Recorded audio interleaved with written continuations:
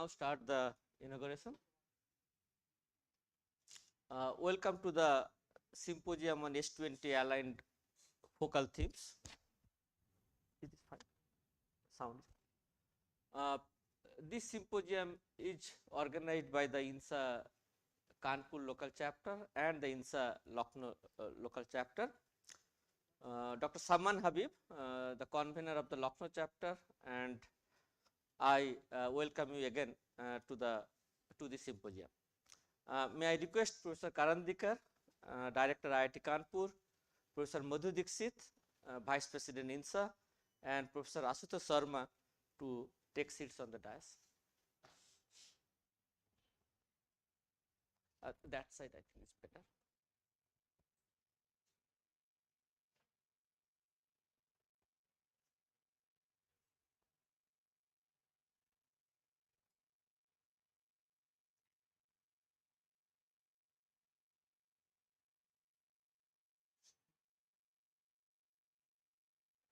May I request my colleague Dr. Nagma Parvin to welcome the guest with this one.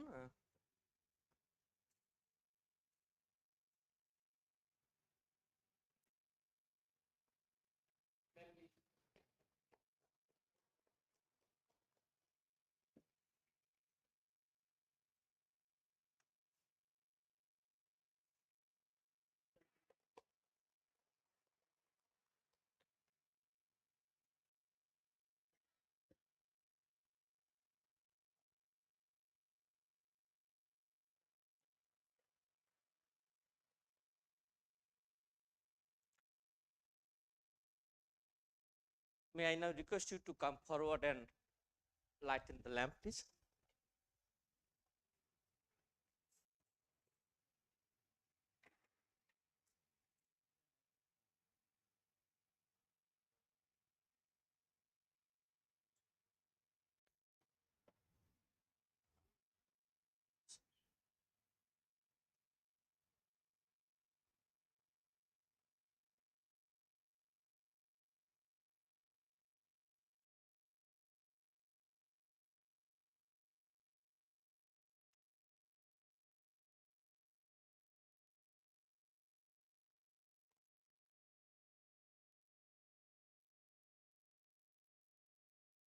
Thank you.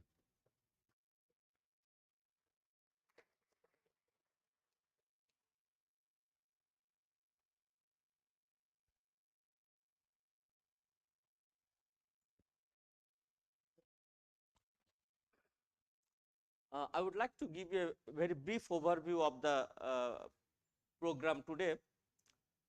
The theme of S20, the science vertical of G20 under India's presidency is disruptive science for innovative and sustainable development.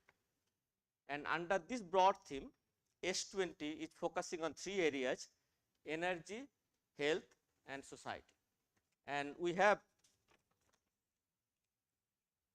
speakers today, four speakers today. Professor Ashutosh Sharma, who will be talking about connecting science and society, which will be followed by Professor Bushra Atiq, who will be talking about the cancer cure, prevention, and holistic care.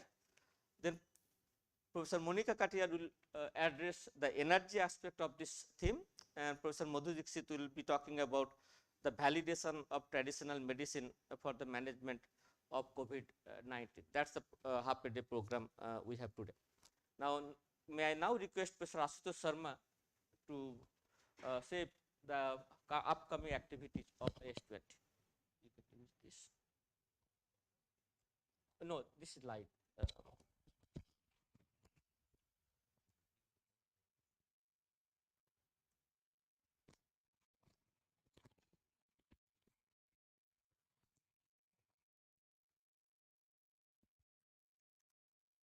Good morning. So we have gathered here to celebrate S20, which is Science 20, part of G20. So I'm indeed very happy to see the Chief Guest Director, Professor Karandikar, and the Vice President INSA for Fellowship Affairs. I don't know what they keep calling it affairs for, and that's true for all the deans here as well. But anyhow, Fellowship Affairs, Professor Madhu Dixit, She's joining us from Lucknow. I wish there were more fellows from Lucknow, and I think next time we meet together here for INSA affairs, we should have more people from Lucknow. And have this true camaraderie between Kanpur, Lucknow people.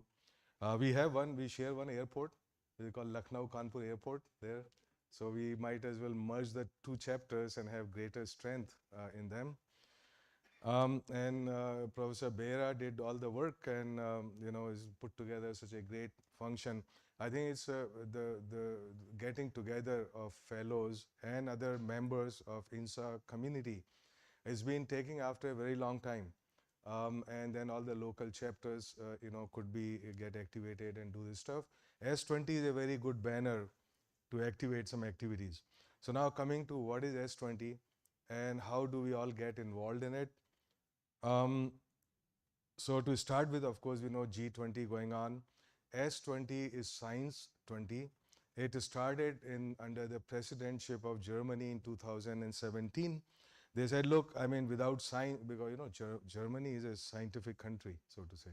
I mean, they ride on technology. So they said, without science, you can't really do very much. So they started that. Science 20, S20 is led by the academies of science of the 20 countries. So there are two kind of groups in G20. One of them is called like civil society groups, or they call the governmental groups or ministerial groups. S20 belongs to the societal or the civil society group.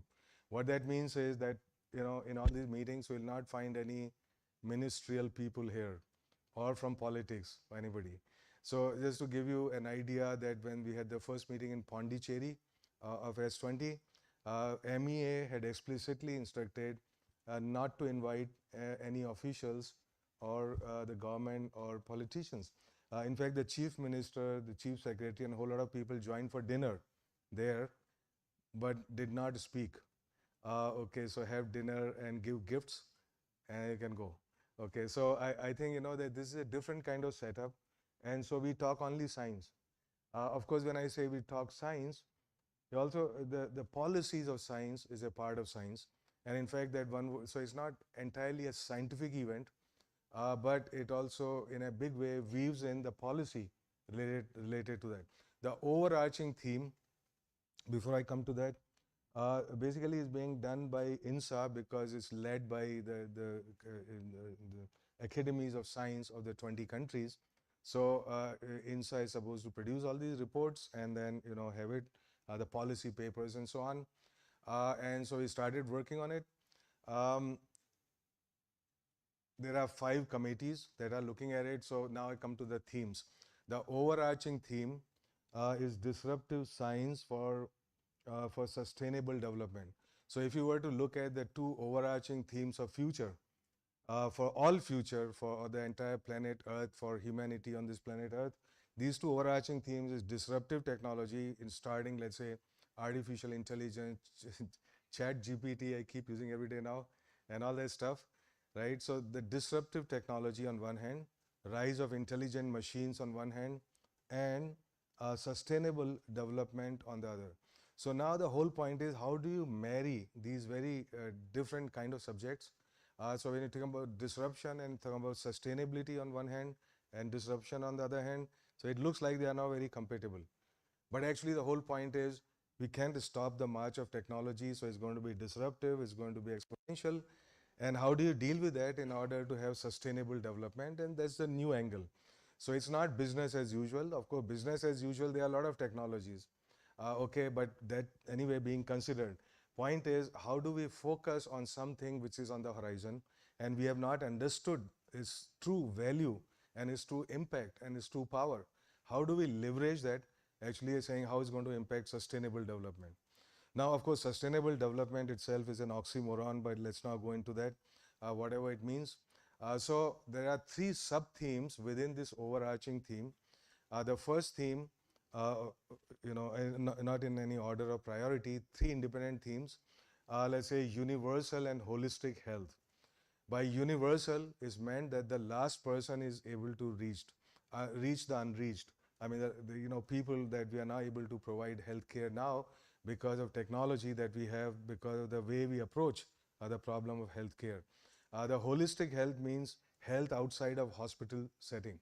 I mean, largely, so it's about well-being. It's about it's just much more than disease or the treatment for a disease, but it's about holistic. Basically, means the health is something which is an integral rather than a differentiated entity in hospital alone. So that's about the first theme. So it includes traditional wisdom, the traditional systems of medicine. For example, Korea has, China has, India has. It includes yoga and meditation. It includes all of that. The cognitive sciences and everything. So because health is just, it's psychological, it is social, it is everything else. Second theme is about clean energy for greener future, and that, of course, a usual suspect. Everybody likes to talk about it, and I'm glad we have a department here, in fact, of this looking at clean energy and stuff. Um, Again, the point is, how do we look at the impactful, disruptive, exponential technologies which are now coming up and say how that's going to impact the energy map. The third theme, which is much closer to my heart, is connecting science to society and culture. Now, sometimes people think that this is soft science. Actually, nothing could be harder than this. In fact, we know how we're going to fail in that particular aspect, and it's especially so important. So I will talk a little bit more about that particular theme here, because nobody else could be found to actually talk about it, because everybody is very into their research and everything, and so there's a little bit larger picture of how science relates to society and culture and other way around. So these are the three themes. Now there are five, so to take care of these three themes, there are of course three committees which are on energy, on health, and on society, science and society. And in addition to that, there are two other committees which are not verticals like these three, but horizontals, because they go across all the themes. And what are those? Is one is policy. Policy, because policy in everything, okay, that we do, doesn't matter which sector that we are looking at. So one committee that would do touch on policy, inject policy aspects in all of these reports. The other one is on disruptive technologies themselves. So, I mean, what are these technologies that we want to deal with in each of these sectors? So five committees, they start working on it now very quickly. A lot of stuff is going on. The next, so we had one meeting which was in Pondicherry. His meetings are organized by, I mean, logistics, largely organized by MEA. They're doing a great job. There was this, how do you call it, this 144, Dhara 144, what you call, people can congregate, right? So all the delegates where they were staying in the hotels in Pondicherry, they all had this. Okay, so I don't know for what, but people take it very seriously. All the foreign delegates are given one pilot car of their own. So I think, it was so impressive. I just can't believe it. And these people were really scared. The next presidency would be with Brazil. And the president there was saying, I don't know what we'll do, how to match this kind of stuff, right? So I think India has pulled no stops at all. I mean, to make it such a high profile and successful event. There would be four more now coming up, three on the themes that I talked about. Agartala is next on clean energy. Then there is Lakshadweep. Yeah, the best of them. How can you forget it? But Lakshadweep, it only has 50 rooms available. Okay, so you can't, go. But then when I told MEA, I said, look, only 50 rooms. They said, but this scientific meeting, I mean, don't, you just get concentrated, do concentrated work. Don't worry about, the popular face or having, thousands of people. The third meeting would be in Bhopal. That would be a little bit larger. And then the final meeting, which sums up everything, would be in Coimbatore. And believe it or not, organized in this famous place, Sadhguru's ashram. It's all done by MEA. Okay, but I think the point is that people would get a flavor. People coming from elsewhere, they get a flavor of real Indian, culture and stuff, meditation. I don't know. So you can get up 5 o'clock and do all of this stuff, which I think would be a good experience for them. Um, Now, okay, so let's say MEA would pay for whatever number of people, scientists who participate in this, not only scientists, but policymakers and stuff. But I had asked them that if somebody is paying their own stuff, can they come and attend it? They said, you can take a call on it. So I think any of us, if you want to go, please just let me know. So because security passes, etc., have to be managed in advance. Just let me know so that you can come and enjoy yourself. Not in Lakshadweep because seating is very limited, but any other place where there are lots of hotels, no problem. Yeah, and I think one would truly like the atmosphere of that meeting, very different from the usual scientific meetings. So this is now to kind of sum up, and I think this is an outreach event. So outreach event basically means telling people about science, telling people about Science 20, getting some excitement and awareness out of it. And I'm glad that there's so many of us who are interested and sitting here today. If you can also motivate some other people, other places. A lot of this is going to happen at least 50 different places, outreach events. And again, the idea is, I wish there were more students here, but okay, we can motivate people to learn more about these themes because this is all about the future. And no matter what kind of scientist I am, no matter what I do today, I think we can get awareness across to our younger colleagues that then the aim of all of this is met. Right? Okay, stop there. Thank you so much again for being here.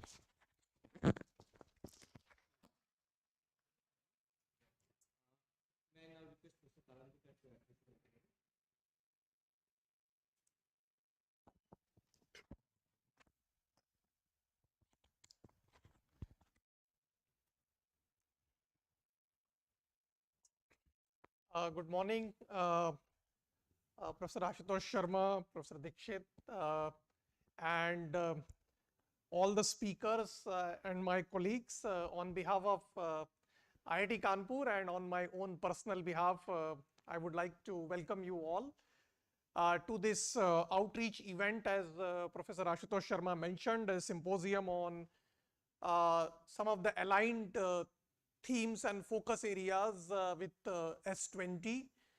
And today's symposium is on the energy, health and society, which is the focus area of S20. As all of you know that IIT Kanpur has a strong expertise in energy, health and connecting them with the society. We have taken several initiatives in the area of energy. We have a department of sustainable energy engineering. We have also launched Chandrakanta Keshavan Center for Energy Policy and Climate Solutions. And in the health, we have a very strong ecosystem of applied and translational research in biological sciences and bioengineering.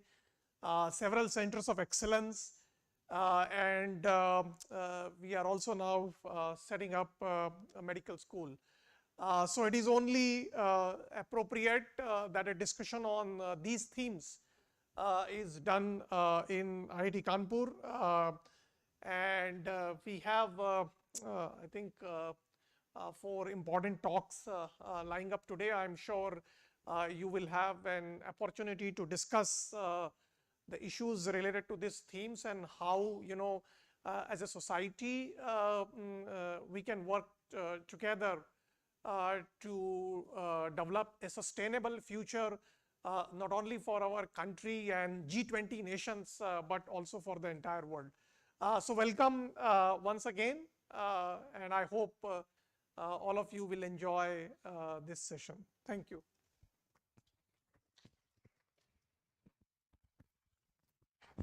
Thank you, sir. Now may I request Professor Madhu Dixit.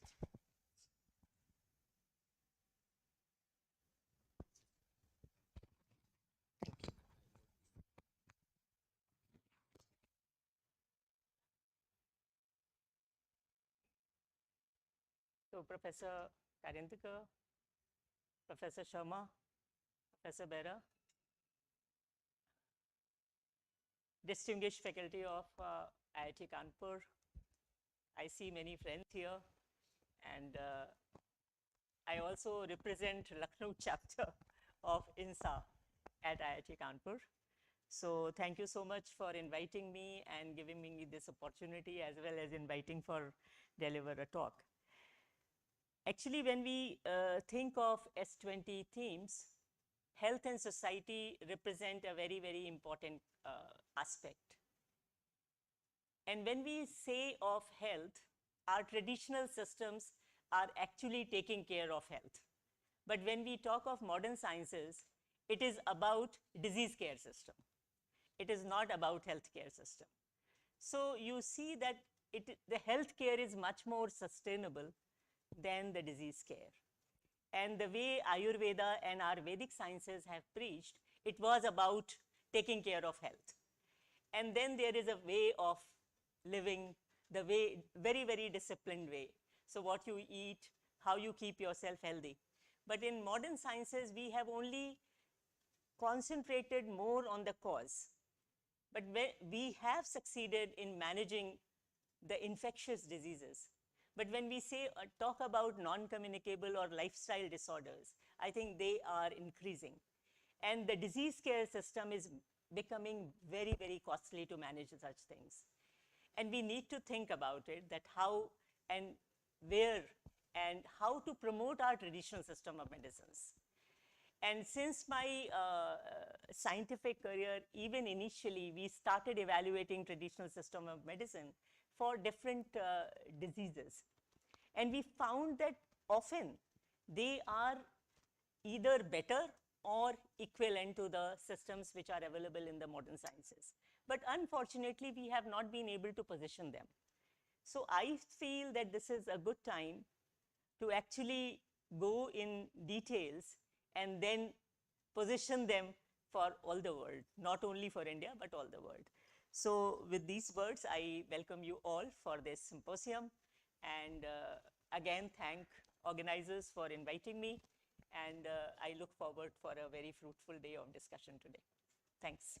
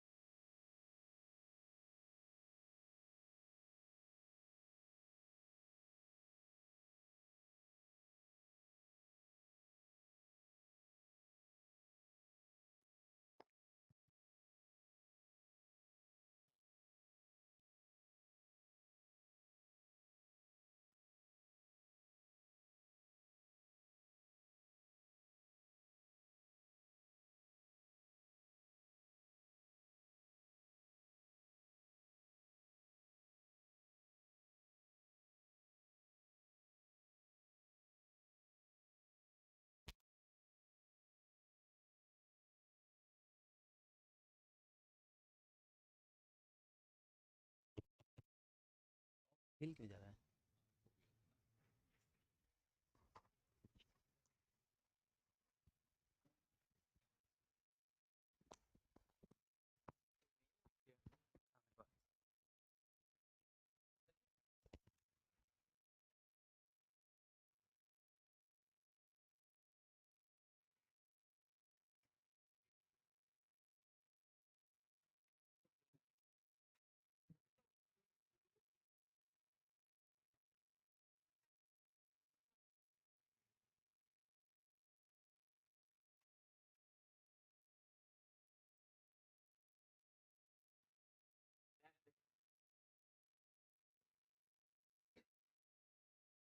This is ready. Is this is ready? Ah. Automatically.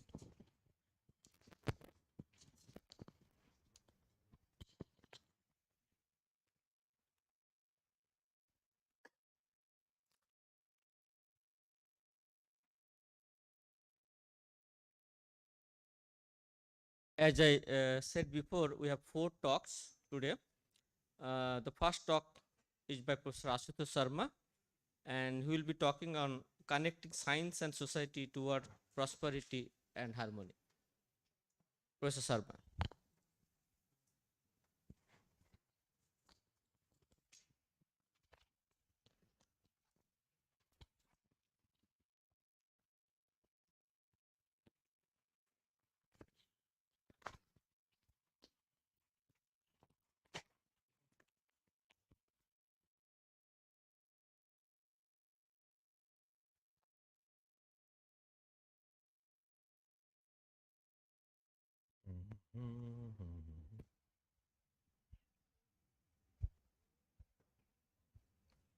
Good morning.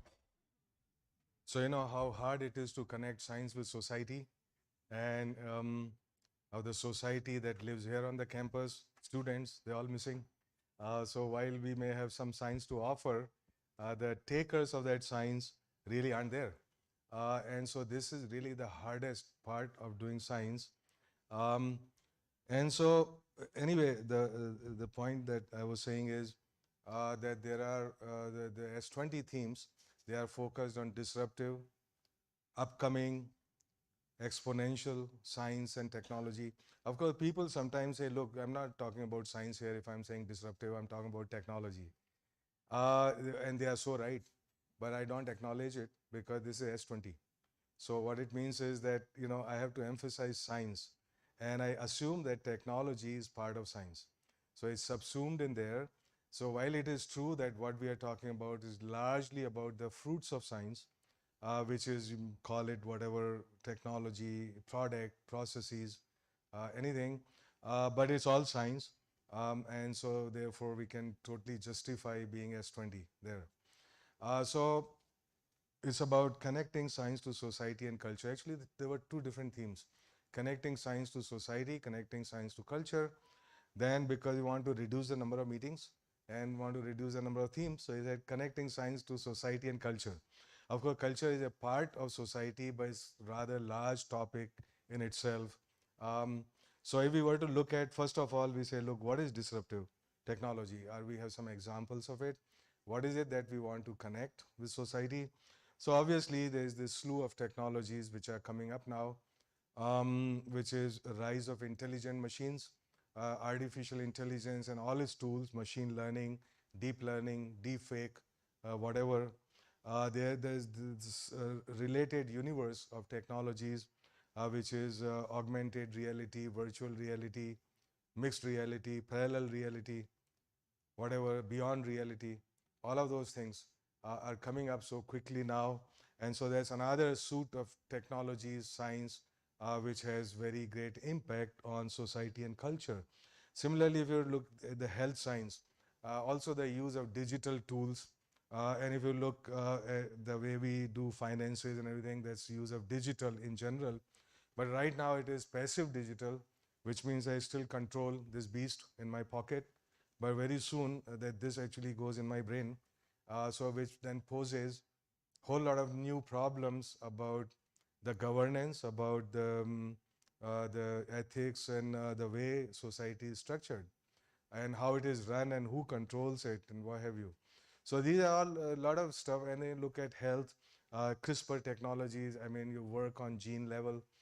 So obviously that you would correct some problems related to health, but you would also generate some new problems related to health. And in particular at the macro level of the how society competes, cooperates and organizes. So what happened if you were to look at a simple example like the rise of coaching in Kota and elsewhere, it changes the fabric of society. It changes about, you know, how I look at the next generation and what do I need to provide for them to be competitive. As the same thing as the digital cyber technologies enter our brain and our body in general, that makes it more competitive vis-a-vis my neighbor, it's very clear that that race has a beginning, but it has no end at all. So these are some of the weighty issues. The technologies, then of course the quantum technologies coming up, quantum communication, quantum computing, quantum algorithms, quantum materials. Quantum materials is largely for funding. You know, if I work in superconductivity and I say that's a quantum material, okay, well, who cares? Maybe it is. Okay, and then there are quantum devices, photon, and, based on that. So all of these are, you may say, disruptive technology, essentially an IoT. I mean, so whatever, if we look at, let's say, 5G and beyond, all these fast, reliable networks are not really for communication between people. They are for communication between machines. In general, Internet of Things or Internet of Everything and stuff. Because as you require a huge amount of bandwidth, I mean, people can only talk like 80 words a minute, but machines are going yak yak 1 million words a minute, right? Or 10 billion. There's no end to it. So therefore, the future is all about the convergence of different streams of technologies, cyber on one hand, cyber digital on one hand, the physical on the other hand, materials here, and finally biological, which gets into this triangle. So cyber, physical, biological. So those are the slew of technologies based on convergence. A little bit of it has happened now, which is Industry 4.0. Industry 4.0 is just the beginning. Basically an autonomous machine making autonomous decisions, autonomous perception, and autonomous actions based on that, based on big data and analysis. So these are, some of the things that we need to consider in terms of disruption and connecting now then to society. So obviously society influences science, but the science we do influences society whole lot more. So a disruption in science percolates into, translates totally into disruption in society. It's not very hard to see if you were to read novels of D.H. Lawrence or the turn of the first industrial revolution and the impact that it had on the fabric of family and society in general. I mean, there are these miners, they are living on their own, away from the family, right? And that creates a different kind of society. And similarly, when you had like, okay, the first industrial revolution in terms of steam power, the second revolution in terms of electricity, then the machines and technology becomes all pervasive. It enters in our homes. The third revolution, digital, which is passive digital. I mean, this has happened in our own lifetimes, and you can see the impact of it. We can see the impact of it, and before and after. The people who grew up after, let's say, the 80s, they don't see it. I mean, they say, okay, you can't imagine a world which existed without internet, without Google, without cell phone, and all of that. And all of this has basically what is the general aspect of what we are discussing. One general aspect is the lights and shadows of technology. How do you manage them? How do you understand them? Can you see far enough in the future to understand what would be the impact of what we are doing today? This task is very hard, not only because, because technologies are championed by a particular organization, an industry, a nation, and so on. So they're special interest groups, so they only focus on the light of that technology, but not on the shadow that it would generate. Second thing that because the fragmented nature of knowledge and people who do it, there is no concept about the life cycle analysis, and there is no concept about the nexus.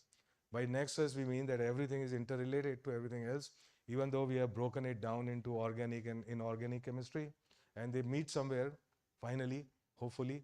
And so breaking it down means when I talk about water, I should really be talking about agriculture, because 75% water is used in agriculture.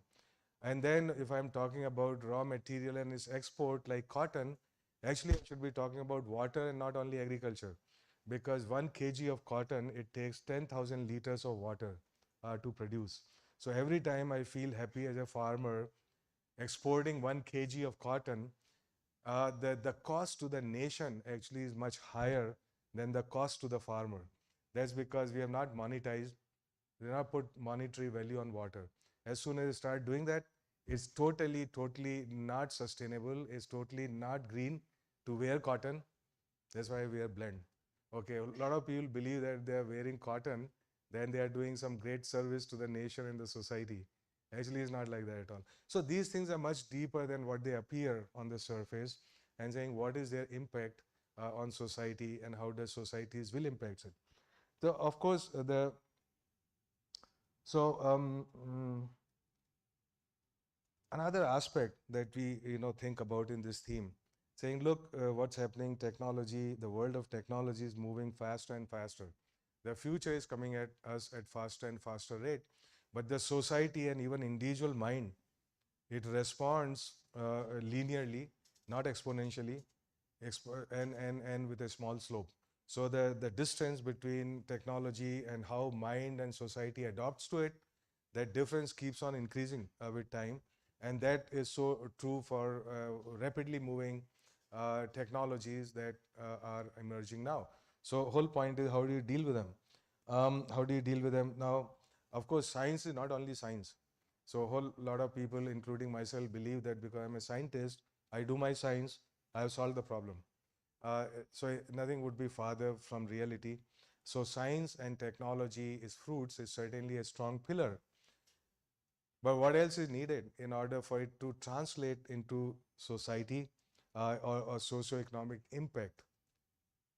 These things are not usually appreciated, and that's why I keep thinking, hey, I wish there were students here, because professors are beyond learning stage at all, and there's no point actually doing all of this. And of course the students say, hey, we know on everything already, right? So there's what all teenagers, sons and daughters think anyways. They say they know everything much more than parents. um, Often, talking to people, they are really what they're really thinking, hey, keep your gyan with you, I have all the gyan I ever need, give me money, right? And then if you can do that, then my problems are solved, right? So of course money is one aspect of it, infrastructure is another aspect of it. And oftentimes when you say, look, what's the weakness with science and its translation, the most popular answer is funding. Okay, and I just keep telling them, look, if you had X amount of funding and it produces 0, the 2x amount of funding will produce 2 multiplied by 0.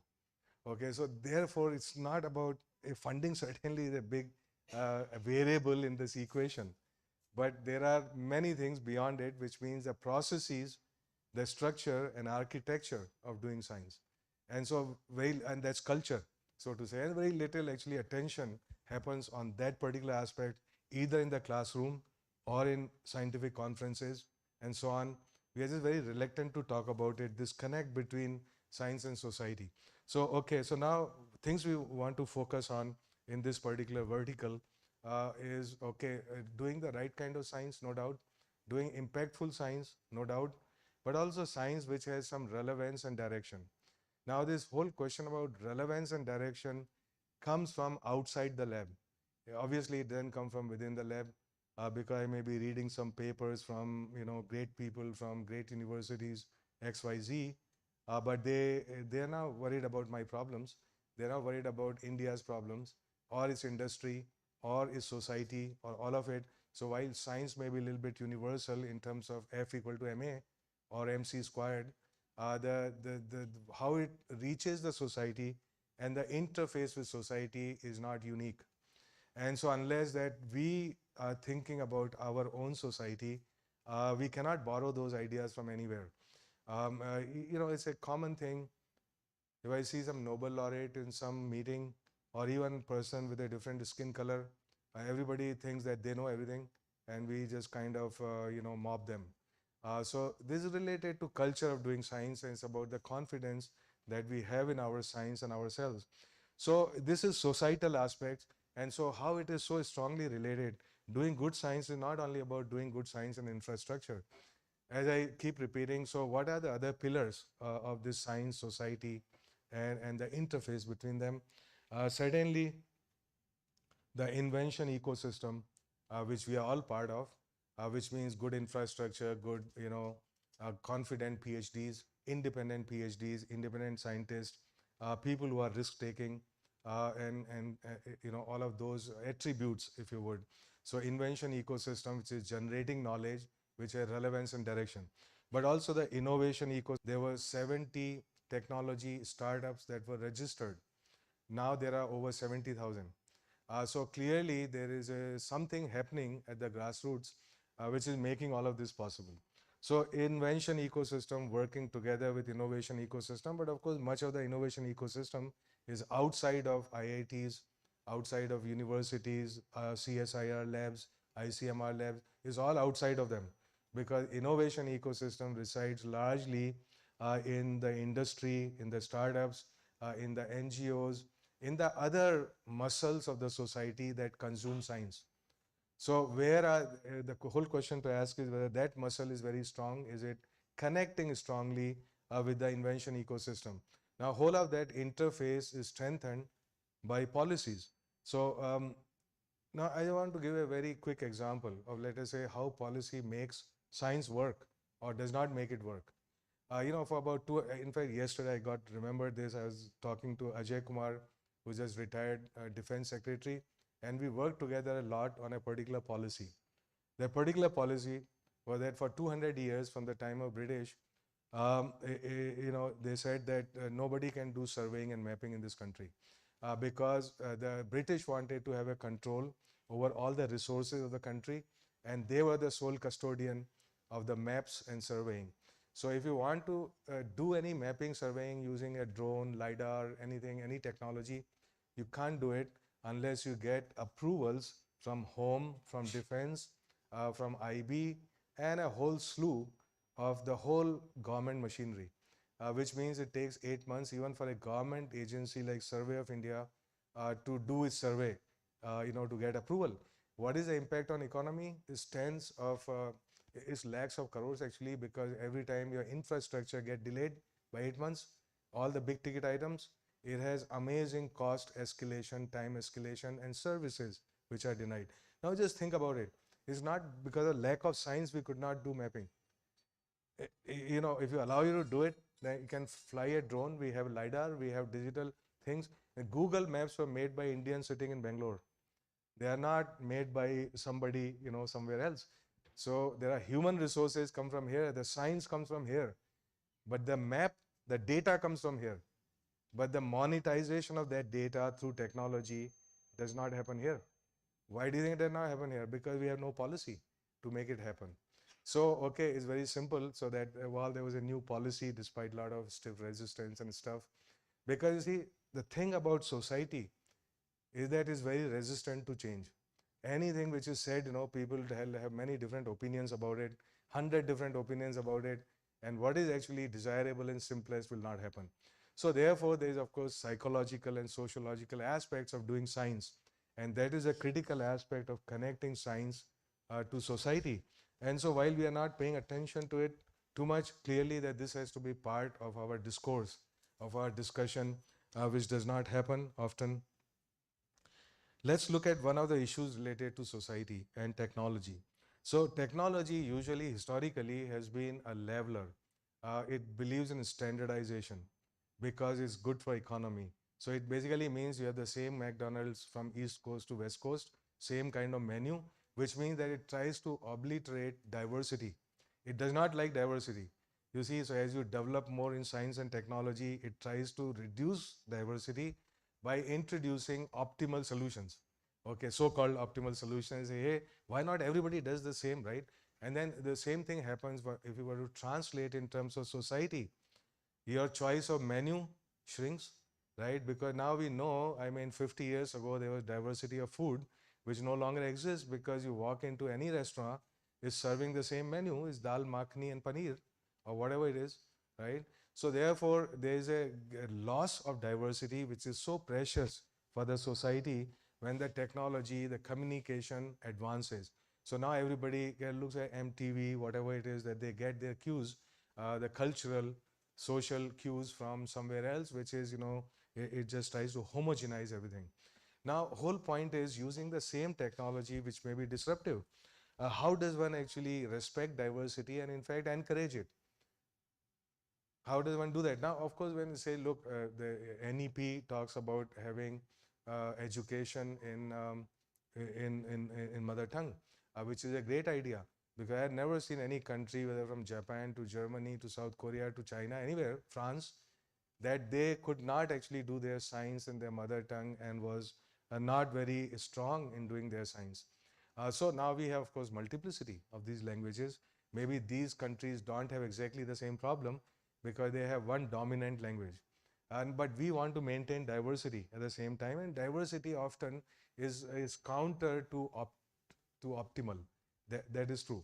So now, you see, now, for example, if we were to perfect machine translation, that would immediately solve the problem of everybody falling in line only to learn one language, let's say Queen's English or something. Otherwise, you feel very inferior.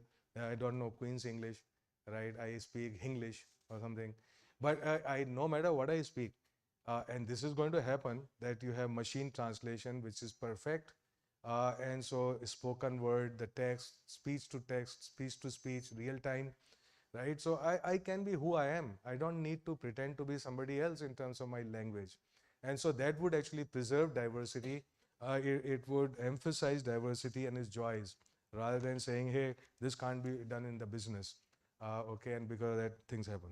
So another aspect of what we are discussing here is science communication. Science communication, or even what people keep talking about, scientific temper. Now, often when you ask people, there's a program in DST and everywhere else, they say, oh, to inculcate scientific temper. But if you ask people, what is scientific temper? What is it you're trying to inculcate? Okay, then people would be a little bit lost. And sometimes they think if you have done PhD in science, then you have more scientific temper. Somehow it's easy to equate how number of years I've done in science with how much scientific temper I have. And nothing would be farther from truth, because scientific temper has no correlation with the scientific training. It could in fact be other way around. I'm not talking about scientific temper as it operates in my lab. Scientific temper operates outside the lab in society. And so this is a very strong link between science and society. So every time I'm in a committee and I don't respect the best person and don't select the best person, I'm losing my scientific temper. So scientific temper is about a rational analysis, dispassionate analysis, not self-centered analysis, based on evidence, based on data, and sticking to that action. But we don't really teach our scientists that, or anybody for that matter. There is a scientific temper, you do good science, okay? But there's not scientific temper, there's being good in doing science, right? So, so all these aspects are part of science, society, its intercourse, a dialogue, and so on. So you can imagine that this actually list is very long.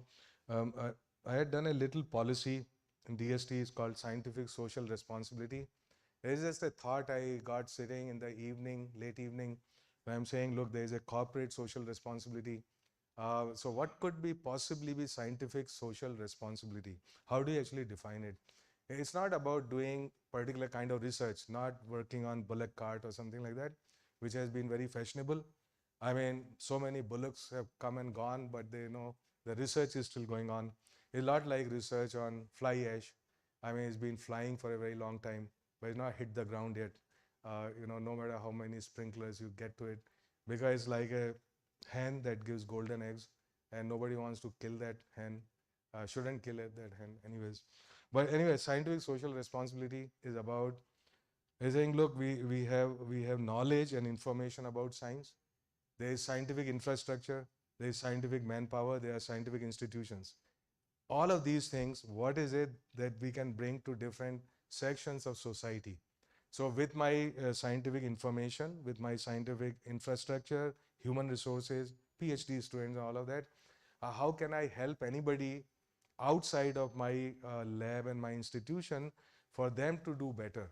So whether it is going to school, helping some farmer with my knowledge, some little town people, rural folks, government schools, even the guy who comes to talk to me in my office and then have 10 lakh check to offer me, and all of that stuff.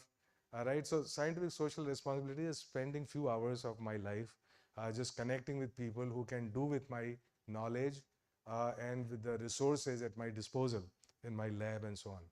And so, of course, Sandeep is here, Sandeep Verma. So he is Secretary SERB. He had implemented some of this as a pilot, saying that with every project, you can have a big list of actions that, I mean, as a voluntary basis that you want to undertake. A lot of people want to do it actually, but there is no platform or there is no formal way of saying, look, I want to engage in this particular way. So you give them little extra money that might be required to carry a bus or something. So I don't know how well or not it's working now or it ever worked. I have no idea. But anyhow, the stuff started. And then there's also about, there's traditional and local knowledge systems. And there are some scouting for it, there is some documentation for it, there are some patents based on it. The whole thing came into focus very sharply with the fight over Haldi in the 90s. So I mean, since then, people are trying to develop some framework about how to deal with traditional knowledge systems. We have not been very successful in that thing. So that's, another thing. Okay, 10:30. So I should conclude. And the last part was about, is more technical. He's saying about, like if we go to museums, we go to museums stuff. I never found any very interesting museum. Another day I was walking in Lothal, one of the Harappan sites, and there's nobody there. It's so fantastic, but what is there? Because there are some broken down bricks lying scattered here, there, right? So an average person walking around there would simply cannot appreciate. They would just say, what is this? Arey wo hoga, kuch toota hai, kuch khandar hai. Not even khandar is there because it's all gone underground. And there are just some scattered, broken down bricks, maybe 5,000 years ago, right? So how do we, in our museums, in these sites, heritage sites and all, how do we bring actually the attraction for people to understand and appreciate all of this and being totally engaged with that history which is totally gone? So obviously this is possible through augmented reality. So work has started on a couple of these sites, and I had submitted a report to PM on that, PMO, and saying, look, what is it that we can do? Essentially, if you don't have to walk around with the goggles, that's a specialized thing. But even if I'm walking around my smartphone and then I would do this, I would see how this Harappan city might have looked like 5,000 years ago, getting constructed right in front of my eyes. Then I would interrogate what kind of people were walking around there, what kind of trade they were plying, what were they speaking, what were these seals, their whole reconstruction of their culture. And with the technology, it would become more immersive. But even there, then, it holds people interest and it is informative and they learn something from it. In fact, even to saying what is the relevance of all of that happened to today's life? How do you actually, in fact, connect what I do today, who I am today? Can I trace that history all the way back to Harappans or any other place that I go? I feel part of that history. I understand that history and so on, architecture. So it is about preserving the heritage. It's about reconstructing the heritage, all of that. I mean, a whole lot of these things will disappear over time, either because of bombs or because of attrition by nature and so on. Whole lot of these things will disappear. I mean, today can we reconstruct Bamiyan Buddha or any other stuff which is gone? And this, so this is about connecting science to heritage and some aspect of culture and so on. And so technology could be a great guide. So to conclude, in fact, that we are now, you see that this S20 should propose not only, usual report that would not be disruptive. We should do something disruptive, even with the report and what we do there. So it should have an action map. It should have not just policy, but action and saying who's going to do what. So for example, that we would propose to make a digital immersive platform for the global heritage. So all the countries can actually come onto that platform and that there is a, that you have a way of showcasing everything that existed in different parts of the world as an example. So a whole lot of these kind of things need to be done.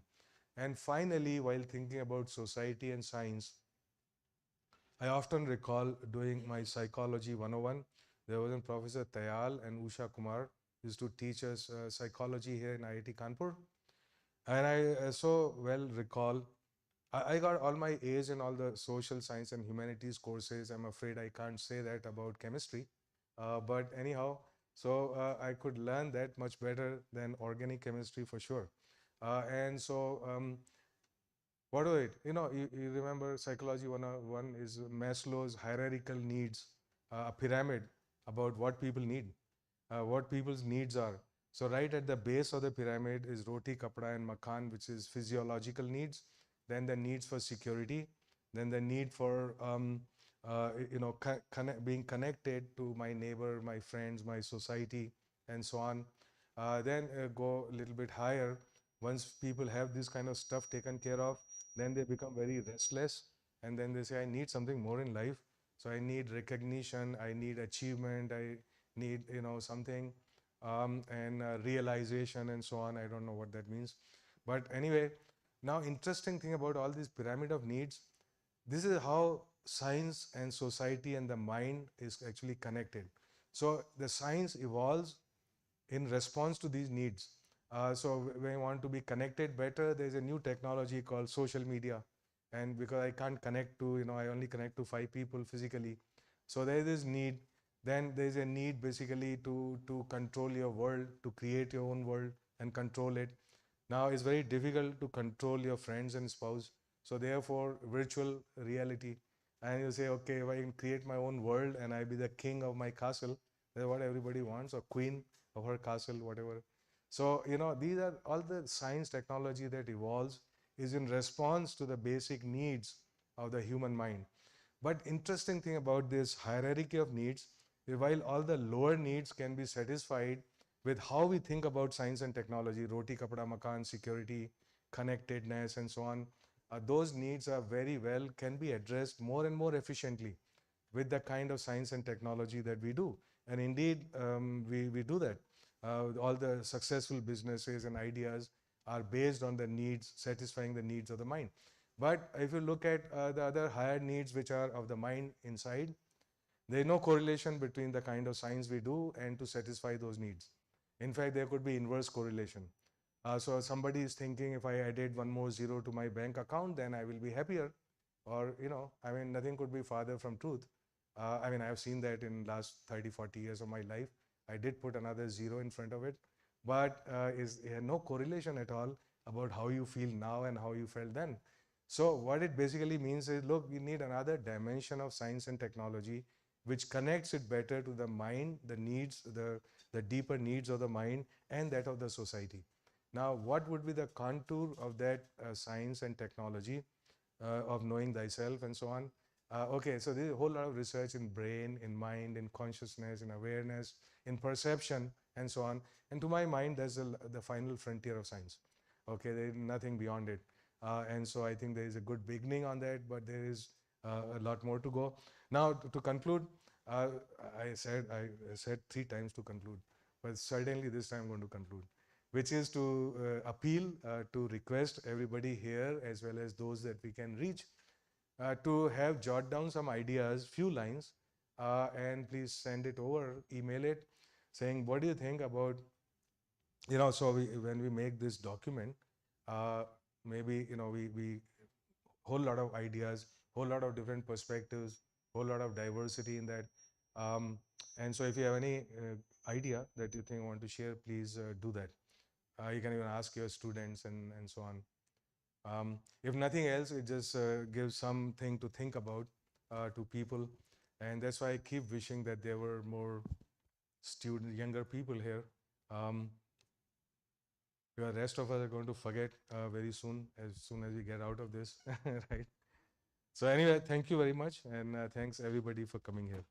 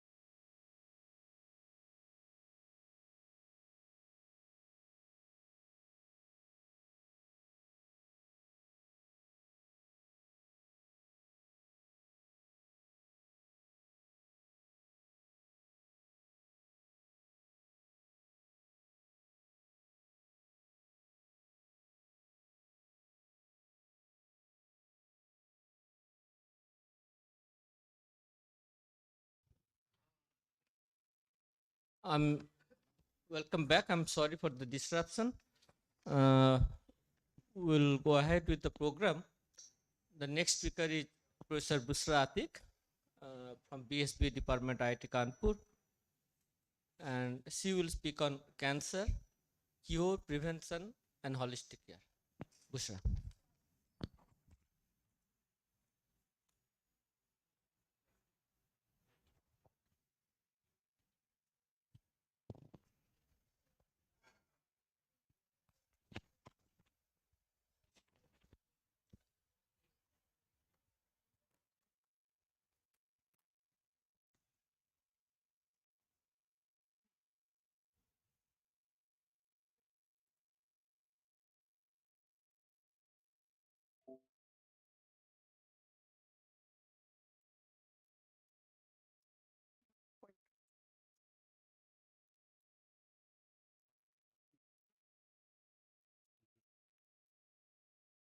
Thank you.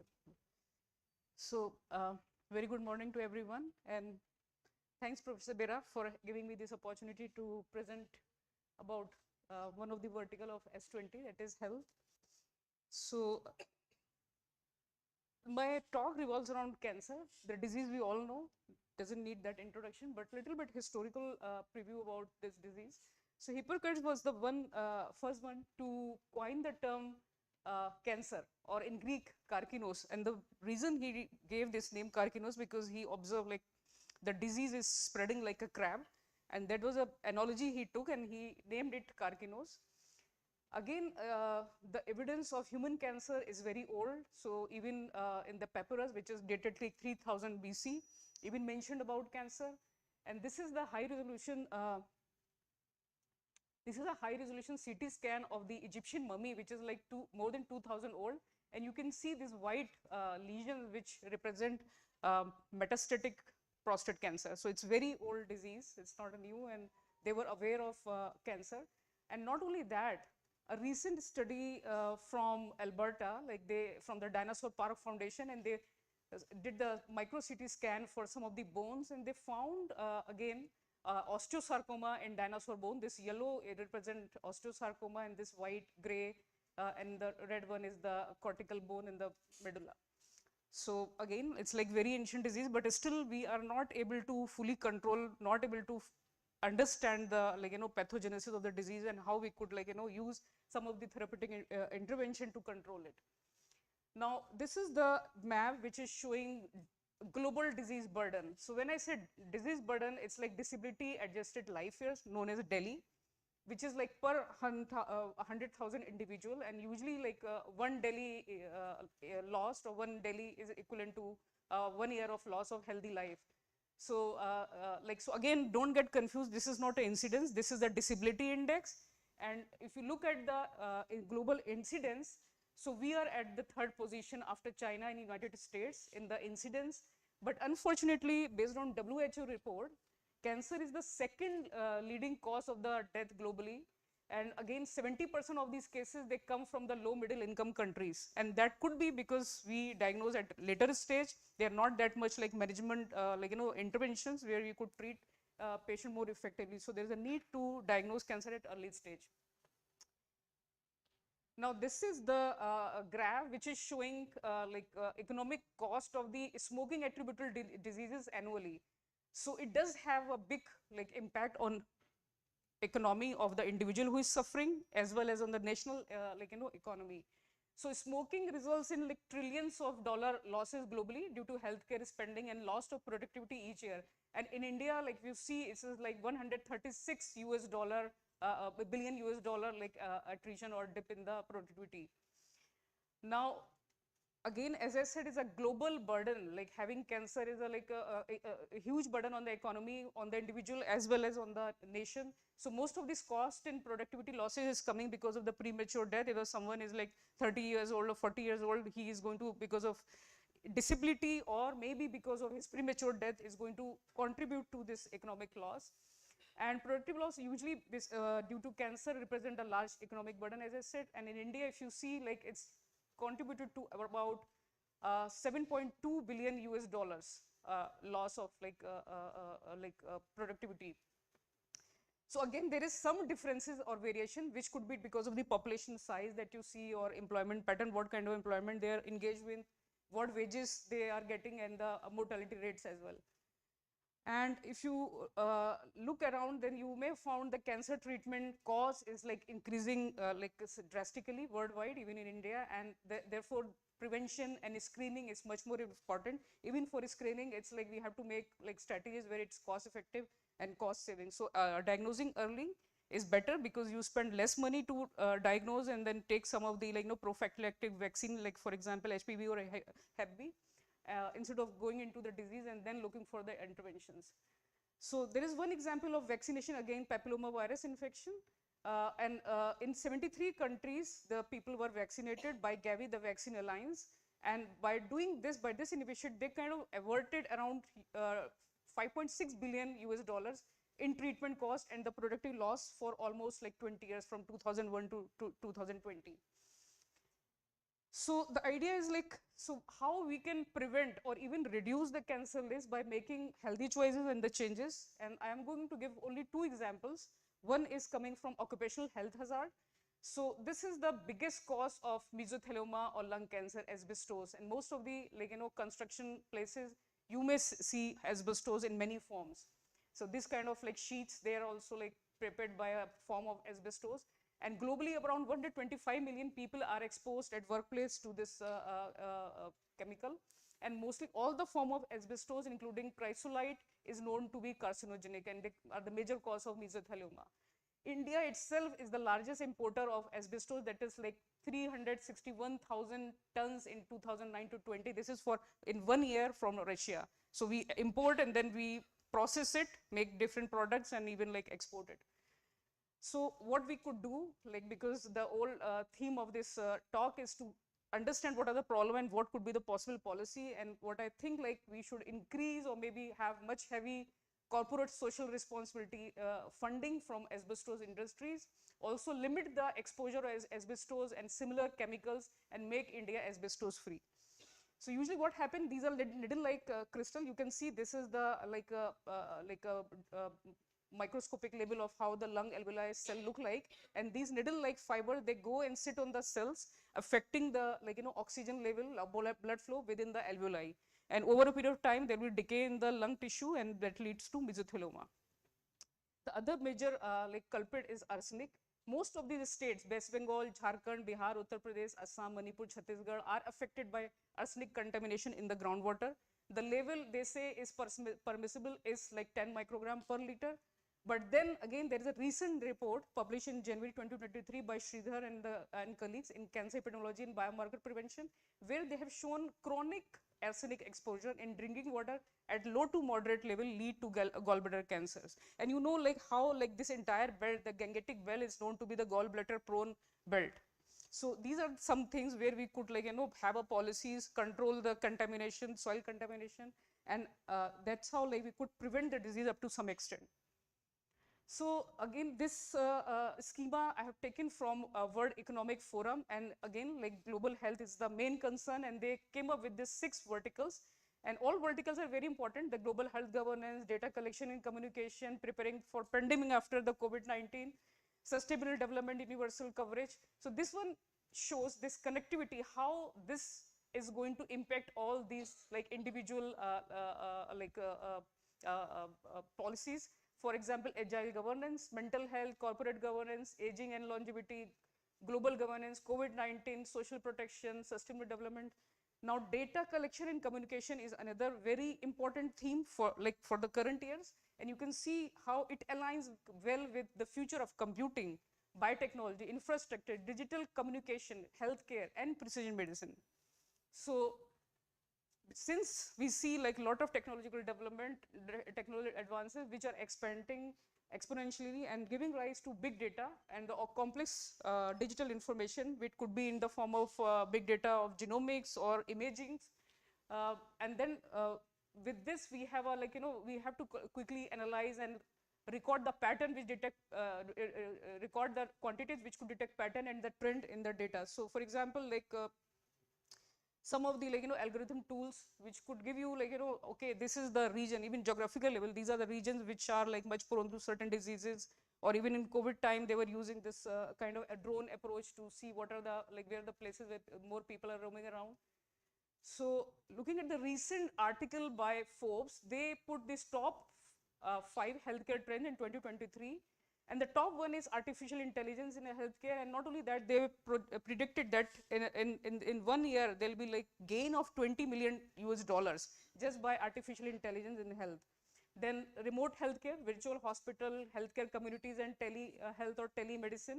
So again, this is gaining too much of momentum. Even in India, many villages, you can have like this telemedicine. There is an initiative by the government. Then retail healthcare. This is again very important because many times we don't even have access to the doctors.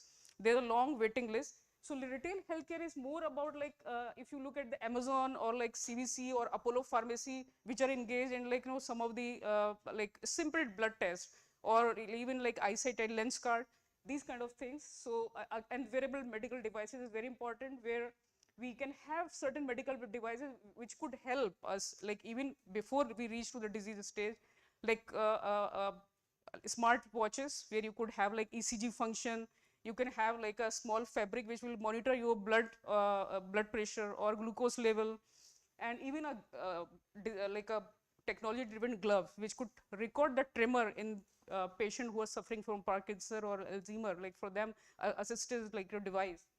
So finally, we have personalized medicine. Again, don't need to tell you what personalized medicine is, because these days it's again taking too much of momentum, and the whole idea here is to have a precision drug, a tailored drug, which could be defined based on your race, like which ethnicity you belong, what is your genetic makeup, and at what stage of the disease you are. So everything put together, they can decide what drug is going to work best for you. So that is personalized healthcare. Now, in the morning, we heard Professor Ashutosh Sharma, like he was talking about disruptive science. Even one of the vertical about this S20 is to do to bring disruptive technology.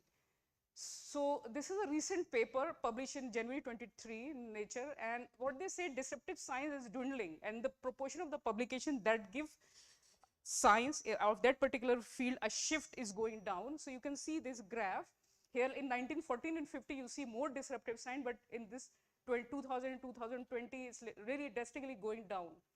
So is it like really the citation that matters? No, citation doesn't matter, because they also mentioned that when they compare the two major publication of the era, that is the one paper in biotechnology, Watson and Crick, when they propose a DNA duplex, that paper, and the other paper by Kohn and Shams, where they propose the uninterrupted energy kinetics. So both papers received hundreds and hundreds of citations, which were almost equivalent, but how they impact the society. So in that index, we see like Watson-Crick paper came around 0.6, whereas the other paper by Kohn and Sham was somewhere around 0.22, minus 0.22 in fact. So then the other observation by another report published in Nature in 2019 was like most of the award-winning PIs or prize-winning like labs or like groups, they have much more like they oversample the small disruptive team because they get more citations. Then not only that, like the PIs who acknowledge the simple US National Foundation funding oversample the large developmental teams. Underfunded solo investigator and the small teams, they do they contribute to disruptive science, because usually they kind of, with the limited resources, they kind of think out of the box and they try to go into like what could be the other shortcut that they could take to achieve that level. So what my understanding and what I feel, like there should be a balance between the large and the small teams, which are both essential for flourishing a healthy science and technology ecosystem. It's not only big groups which are involved in disruptive science. So science policy should aim to support a diversity of teams, not only like a big teams which are like involved in developmental like science. So now I'll give you one example of disruptive science, that is the Cancer Genome Atlas TCGA, which is a pan-cancer analysis project. So this was started in 2005 by National Cancer Institute and National Human Genome Research Institute. So in 2005, they were like, put only 12 different type of tumors, which are listed here.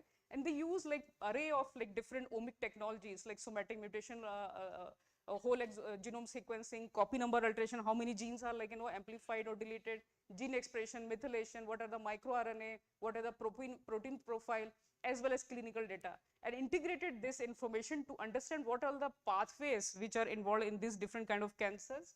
So this effort, what like multi-team, multi-investigator effect, which these institute invested on millions and millions of dollars. So here again, like they characterize different cancer.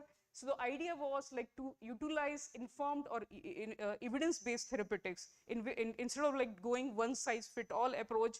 Just understand what pathways these cancer patients are like involved in, or their tumor is showing, and then based on that pick up the therapeutics. So effective therapy in one cancer could also extend to the other cancer where you see similar pathway activated. That was the whole idea.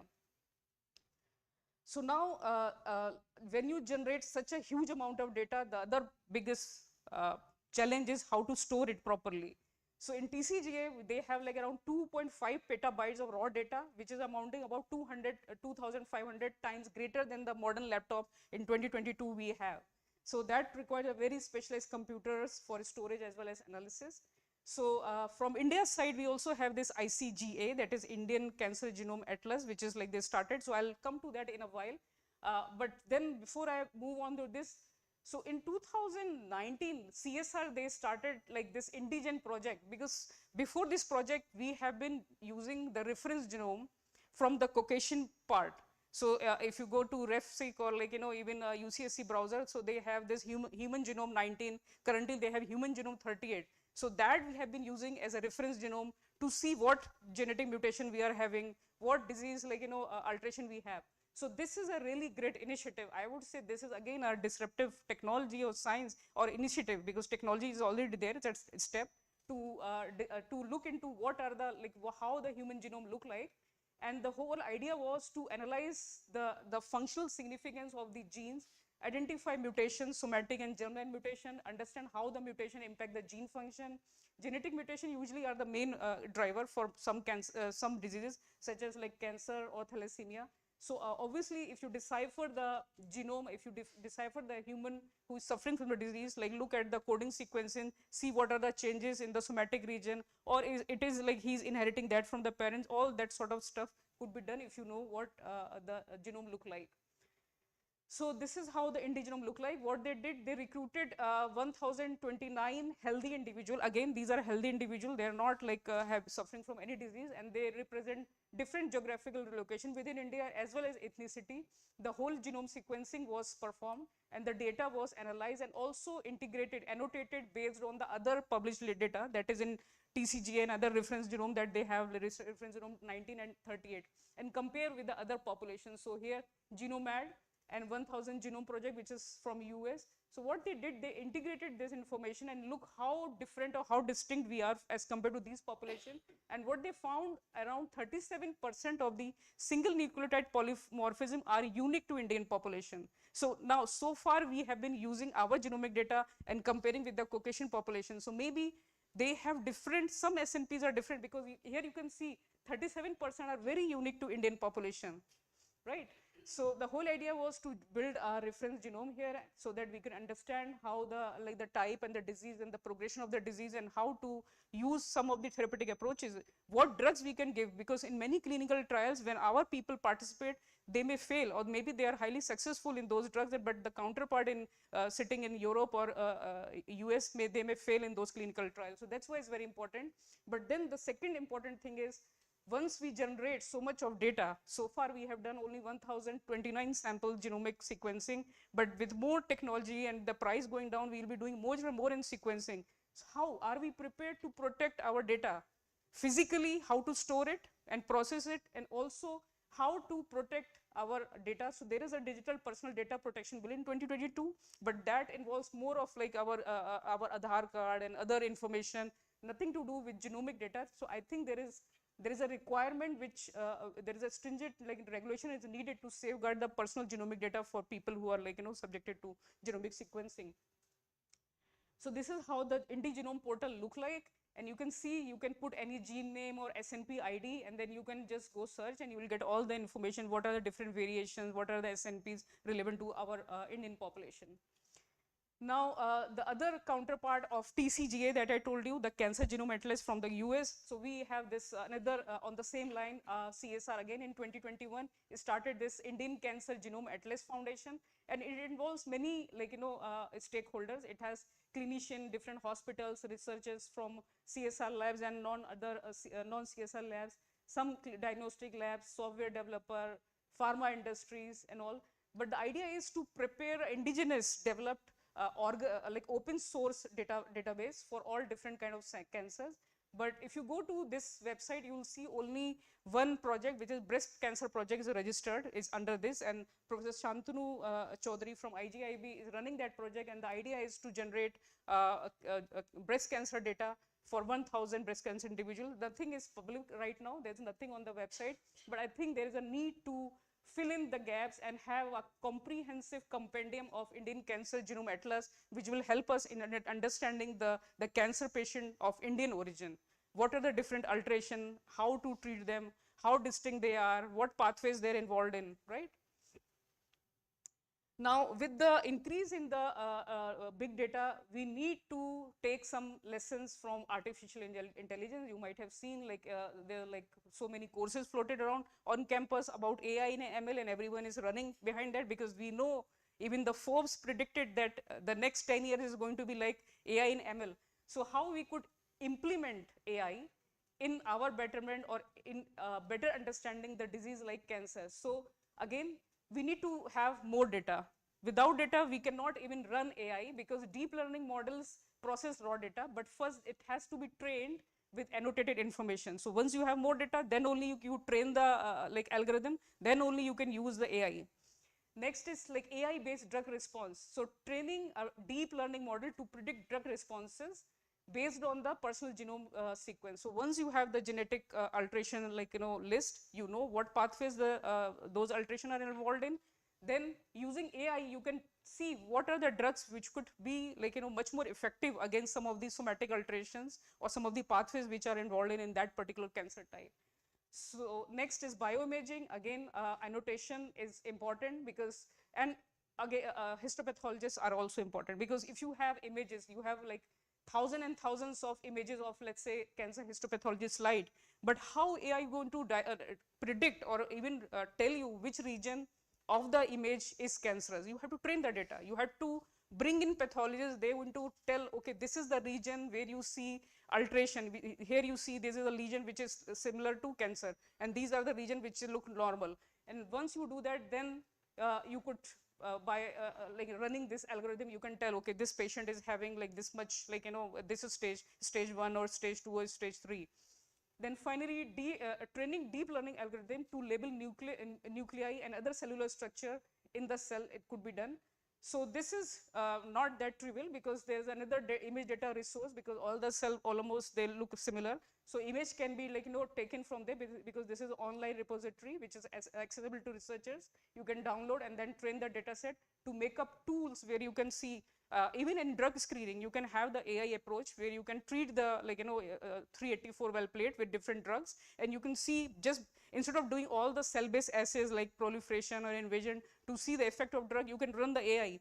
Whether you see change in the cell shape or nuclei, and then the drug is responding, like the cell is responding to a particular drug. So these kind of approaches could be taken.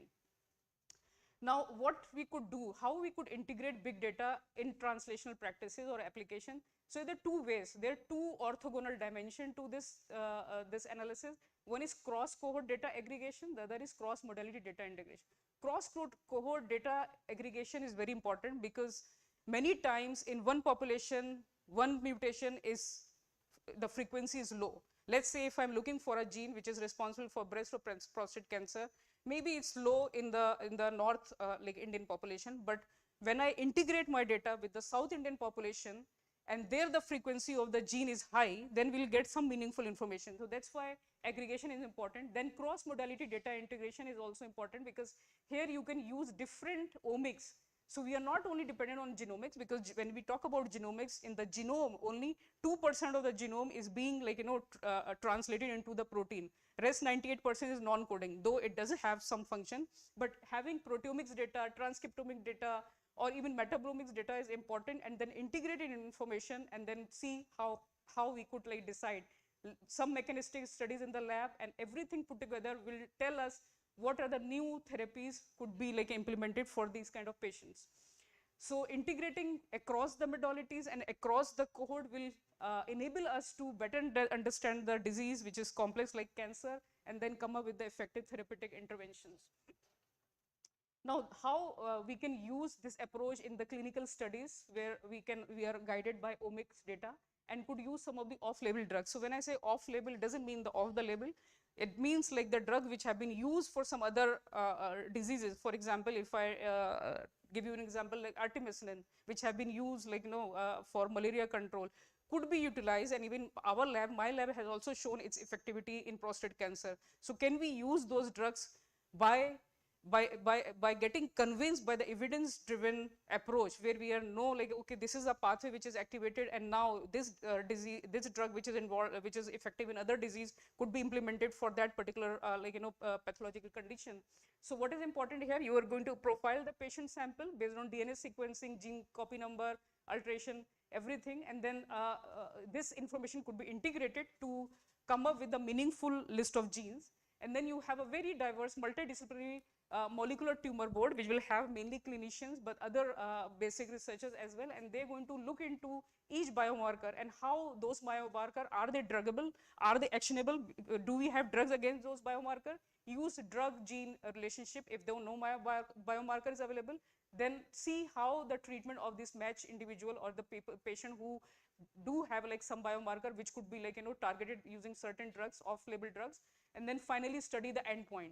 Endpoint at the end of the day is like, are the patient they're surviving progression free? PFS is progression free survival. So they are leading a healthy life without cancer being further progressed. Okay, so usually it's like resected after radiation or chemo, there's no, but sometime they relapse. So are they leading a healthy life? So that's what the readout is. So this is like the pipeline of the clinical study, which is driven by omics technology. Now, can we use artificial intelligence for data-driven cancer diagnosis? Yes, because usually we have dearth of pathologists. Many times, like many in government, private or government hospitals, you have one pathologist, and then you have multiple thousands and thousands of patients coming. So, and the other problem with pathologists is like same slide. If you ask 3 different pathologists, the score and the stage will be different. This is personal bias. So can we have a technology which is like more AI driven, where we can have thousands and thousands of such biopsy images, use augmentation normalization by training, tuning, and testing this, and then subject it to this convolutional neuronal network, which is ImageNet pre-trained network, and then see what are the like leads that you are getting, what are the like genes that you are or stage that it's predicting. Then again you look back, which is the fall positive, take it back, and then train the pipeline that this particular image look like a false positive. So that's how you strengthen your pipeline, and once this is strengthened, you can rely on this. You can rely on AI-driven technology for pathological grading more than a real pathologist, but you need pathologists because initially, firsthand, you have to train the data. You cannot just go and then start making the pipeline and ask the pipeline to grade the slide. The second thing is like that usually it will be really useful. So for any cancer which is at initial stage, people do fine needle aspirate or needle core biopsies, and usually the pathologist will tell there is a cancer or no cancer. But this no cancer or differ where the physician cannot make a firm diagnosis is very crucial. Because if he's or she's not able to conclude that this person is having a cancer, in few years he's going to have full-blown cancer. So these cases where we are like confused that maybe no cancer or maybe differ, subject to AI, and then again look, do it look like a cancer to AI or not? And then if look like cancer, maybe the decision is changed. That's why it's important. The whole protocol is important, and then the differ cases you can do conventional procedure where you have multiple sample biopsy or immunohistochemistry, and again take it back to the pipeline. So again, like though there are like very big data look very like tangible and like so many like application, but there are challenges also with big data. And health related big data, like one of the biggest challenges, maintenance of electronic record, whether it's like imaging record or omics data or data which is like clinical trial driven or development of the wearables. So it all require a lot of management, lot of thinking and thought process. Then barriers to use effective use of data in healthcare. So first thing is, when you want to take anything to the clinic, you should be worried about sequencing cost. Like it costs like one sample, if you want to do whole genome sequencing, it will cost close to 50,000 rupees. That too, you're not doing very deep sequencing. If you're coding only the coding sequence of the genome, that is exomes, then it will cost you around 18,000 rupees. So just for looking at the genes, how they are mutated or not, patient have to spend 18,000. So we have to come up with better approaches, maybe a personalized gene panels, which could help us in a specific cancer, personalized gene panel, which could be used for diagnosis. Then compiling and processing of data, data security, storage of unstructured data or raw data. And then the biggest challenge is disconnect of communication between the AI expert and the clinician. Convincing clinician is very important, because unless whatever you do in the labs or in the corporate world, how is going to reach the clinic and finally to the patient is very important. Then processing big data refer to the reading, transforming, extraction, and the formulating of the useful information from the raw information, raw data. So again, the input and the output of the information in the unified format continues to be a biggest challenge. So on this front also, we need to do some development. Data security again is a big concern. Non-encrypted information is at high risk of theft and damage by cyber criminals.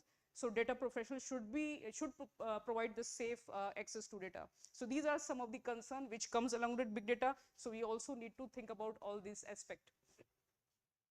Now, one of the biggest challenge of doing medical or cancer research in India is the dearth of centralized biobank.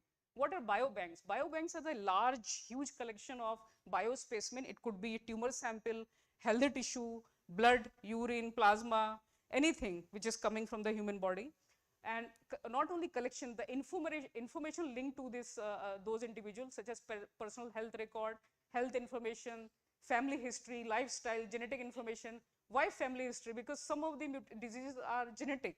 So you can trace back, like this particular alteration runs in the family, not only about cancer, even for rare diseases, rare genetic disease also, you need that information. So once you have that, that is like biobank, and we really don't have that many biobanks, to be honest with you. There's one cancer biobank in Tata, there is another one in Rajiv Gandhi Cancer Center. Small level, like I do, I have like some 50 sample, like fresh, like for prostate or some FFP, but the organized, well-oiled biobank is lacking.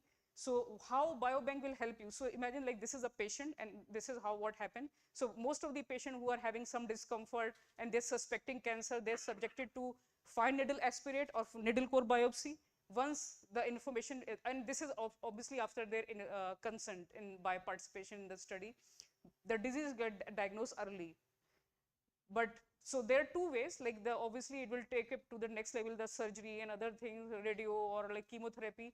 At this stage, again, the patient is like undergoing treatment, and at this stage also is very important because this is a longitudinal sampling. So we want to know, like again, this practice is not there in every medical institution, that follow up with genomic information. So at 3 months window, 6 months window, 1 year window, again take up the maybe blood circulating tumor cells or circulating DNA, tumor DNA, and or maybe like the vesicles, extra cellular vesicles. Screen them for some of the alteration that you feel may come because of the resistance to certain therapies, which could be doable. And again, this all tissue will go into that biobank, and with well recorded information what is happening. If there is a relapse, again with that relapse the patient will get another kind of treatment, but then the frozen and FFP sample should be stored in the biobank with the information that at what stage the cancer was diagnosed, what treatment was given, at what stage that patient relapsed to that disease. So this kind of information may be helpful for the other prospective patient who are with a similar genetic signature are given the similar kind of therapy. So the clinician will know beforehand, if I give this therapy to this particular patient who is having this kind of genomic profile or gene signature, in 6 months or in 1 year, he may develop this kind of resistance, this kind of mutation, what could be the other alternates. So that's why it's important. Now, can we make India self-sufficient for cancer treatment? We know that like in last few years, we are saying that India is the world's pharmacy, but are we really the world pharmacy? I think we are there, but we need to put more efforts to become a real pharmacy for the entire world. So what I feel like cancer treatment is the very expensive like deal for a patient. In India, it costs around US dollar 3,100 to 7,800 US dollars, which is close to even 10 lakhs. And then per cycle cost for chemotherapy is like around 600 to 1,100 US dollars. For radiotherapy, the price is like 3,400 to 4,800 US dollars. Not only that, if you look into the small molecular inhibitors, though we have been developing a lot, and Professor Dikshit is here from CD Rai, and she will know better than what I know about this industry. So 70 to 80% of the active pharmaceutical ingredient, that is API, has been imported from China. So we are taking API and then making the drugs. Can we begin invented? Can we incentivize domestic production of API by changing certain policies? Also, the other big problem is like technology. So we are talking about a lot of technology, how we can utilize that technology to come up with like 3D printing for even for medical care. Like you can devise like vertebra or many things like using 3D printing. AI and ML, as I told you, smart sensor and robotics. The biggest challenge is like immune therapy. Again, like at the end, when the patient is not responding to any kind of therapy, chemotherapy, radiation therapy, they are subjected to immunotherapy. Again, after profiling, do they express the genes which are going to respond to immune therapy or not? And if they do have those genes like PD, PDL1 or CTLA4, then they are given immunotherapy. But what is the cost of immunotherapy in India? It's like 3 to 4 crores. Not everyone can afford 3 to 4 crore for a shot of immunotherapy, right? So recent development on this front is by Tata, Mumbai and IT Bombay team, who are conducting phase 1 and phase 2 trial for the indigenous CAR-T product, which is funded by DBT Biorec through National Biopharma Mission. So we see an initiative. I think we need to have more initiative in the domain of immunotherapy, so we can come up with some indigenous product to like treat our patient, where the cost is like and if we'll have this as a successful product, then this cost will come around to 40 to 50 lakhs. Not that cheap, but yeah, not like 3 to 4 crores. Again, like the National Cancer Grid, this is an initiative by Tata and Tata Hospital. But if you look at the hospitals or like institutions who are collaborating with the National Cancer Grid, there are only like 8 different institutions. So I think like we need to have many more such initiatives where many different, like even Kanpur or like Lucknow, like these kind of cities could also be covered for the cancer care. So holistic care, I know Professor Dikshit is going to talk about more about this, but what I understand, because I was told to even talk about holistic care about cancer, and this is like a very complex topic to talk about, but what I feel like is an integration of all 4, that is mind, body, soul and spirit. And if I looked into this website, it's very interesting, like EMBL Science and Society Conference conducted in 2020. So what they talk about, they advocate cross-sectional collaboration and communication across human, animal, and environment, which is very important. We know, we learned our lesson after COVID, how important the environment is. If we are like, doing deforestation and if we are like not careful about our environment, then we are harming us. We are not harming the environment, we are harming the human race. So there is a synergy which is required that will not only impact the biggest health challenges such as antimicrobial resistance, pandemic preparedness, food safety and biosecurity, but also the wider planetary health is important. So it's a wholesome, holistic awareness about where we live. It's not about us, it's about the entire ecosystem, which is like this earth and the planet. So holistic care for cancer, again, when holistic, I think in the morning, Professor Sharma mentioned about holistic care. So it's like other therapies other than allopathic, like complementary therapies, alternative medicine, or palliative care or natural health care. So many clinicians who are allopath, they may not like this traditional healthcare system, but for your understanding, the National Institute of Health, that is like in US, they created a separate branch specifically for studying holistic health, that is National Center for Complementary and Alternative Medicine, that is NCAM. And these are the 5 verticals that they focus on: the alternative medical system, which is like integrative medicine or complementary medicine, like some of the oriental traditional practices. for example, herbalism or Ayurveda, then mind and body intervention, which offer healing support through biological, psychological, social and spiritual approaches such as meditation. And especially for cancer patient, when it comes to their recovery and well-being, willpower is very important. And from where they get the willpower, they have to have this confidence that they could cope up with the disease. That is very important. If they gave up in the very beginning, then it's difficult to that they are going to respond to certain drugs which are really harsh. Then biology-based therapies, like for example, plant or natural-based therapies such as aromatherapy for normal well-being, manipulative body-based therapies such as acupuncture or chiropractic therapy, and energy therapy in the form of using energy to heal, such as Kai and thermal and electromagnetic energy by healing touch or Reiki.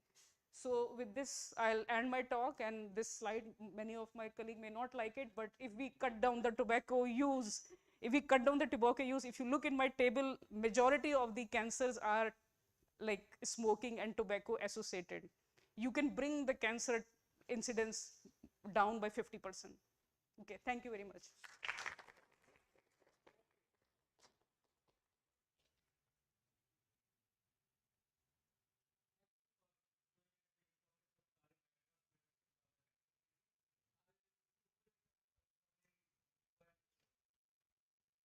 Yeah.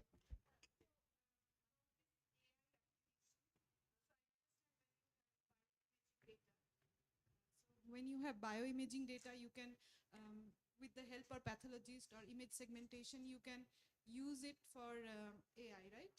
But for drugs, which you said if it has a certain pathway to cure cancer or cure any disease, but often the mechanism are debated, right? Like the reports often are different, because this AI will collect data from published paper or well-established papers. But if it is conflicting, or let's say not conflicting, but different pathways, Right, then how AI will going to So, predict? so in cancer, there are always multiple pathways. Right. So you have one driver and you have hundreds of passenger. You kill one driver, two passenger will become driver, right? So again, anything that you get predict. So again, it's a prediction. When it comes to treatment or what therapy you should give, it's prediction. Like you are using AI to predict, then you have to go back and see that that drug is working on that particular cancer type or not. You don't have to be necessary on the patient. In the cell, lab-based assay, you can do the screening, then take it to the preclinical, these days you don't even have to do simple cell-based xenograft. You can do PDX, patient-derived xenograft. So when the patient is underwent surgery, you can take a small piece of tumor, put in the mice, develop organoids in the lab, and if you put in the mice, the tumor is there. With the omics, you know these are the pathways, these are drug might work. So instead of going directly to the patient, you use those drugs in the mice which is bearing the patient's tumor, right? And then if the tumor is regressing, you know the drug may work. So you mean expedite the Right. process. And one small question, why only 10,000 sequencing? We are 1 billion people, so 10,000? 10,000 in the genome sequencing, you said from India. No, 1,000. That was a 1,028 healthy individual. But why it's so less? Is it because So, expensive? so now, no, it is expensive, and now they're increasing the number. So I know, like healthy individual, the goal is to do 10,000. They did only for 1,028. The goal is to do 10,000. And you are exactly right, because if you look, our population is very heterogeneous from Kashmir to Kanyakumari and all far Andaman Nicobar. So we need to have more to come up with This is proper. full genome sequence, or is it Full genome sequence? It's not exon, it's the whole genome sequence. So maybe that's why. Yeah, it's expensive. So, but CSR supported, and now I think there's one, there are few places where who are doing cancer genomics. For example, from NIBMG, Professor Partho Majumdar's group, he worked on like oral cancer and tongue cancer. From Tata, they worked on breast cancer, lung, and gallbladder. In my lab, I'm doing small cohort on prostate cancer. So scattered here and there we have, but I think we have to come up with the policy where all people who are involved in genomic sequencing, especially for cancer, should have a common platform where we can deposit our data and open for everyone. Like TCGA is open.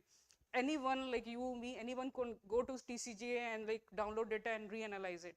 So I think similar thing we should have for our Indian population as well. Thank you.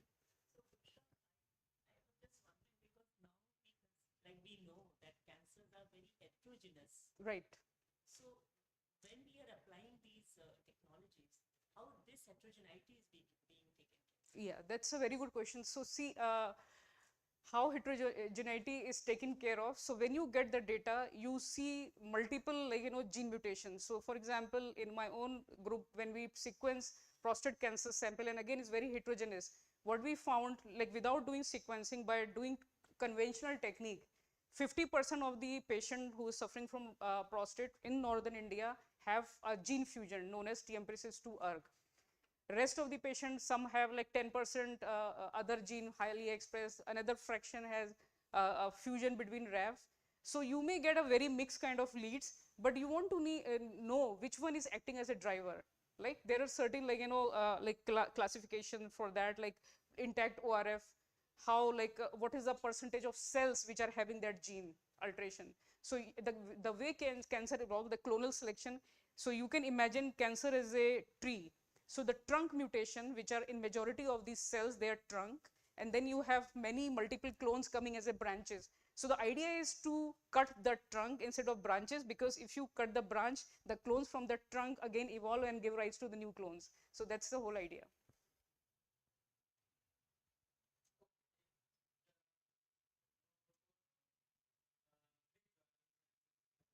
Thank you. Thanks. Thank you. Thank you.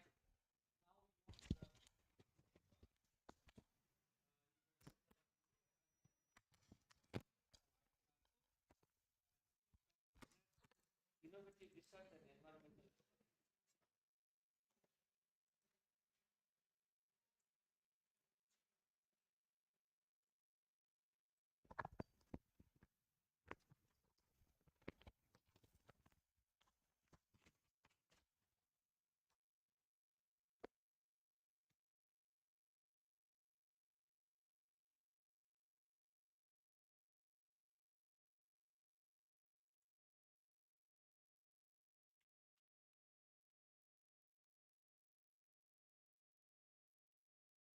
Uh, Good morning, everyone, and I thank the organizer and INSA chapter, Lucknow and Kanpur, for giving me the opportunity to talk in front of you.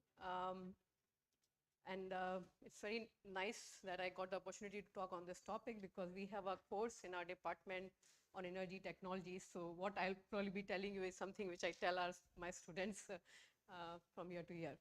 So thanks for the opportunity, and let me then start. And this is basically my thoughts over the years when I've been doing my research through the data that you can find anywhere on the website.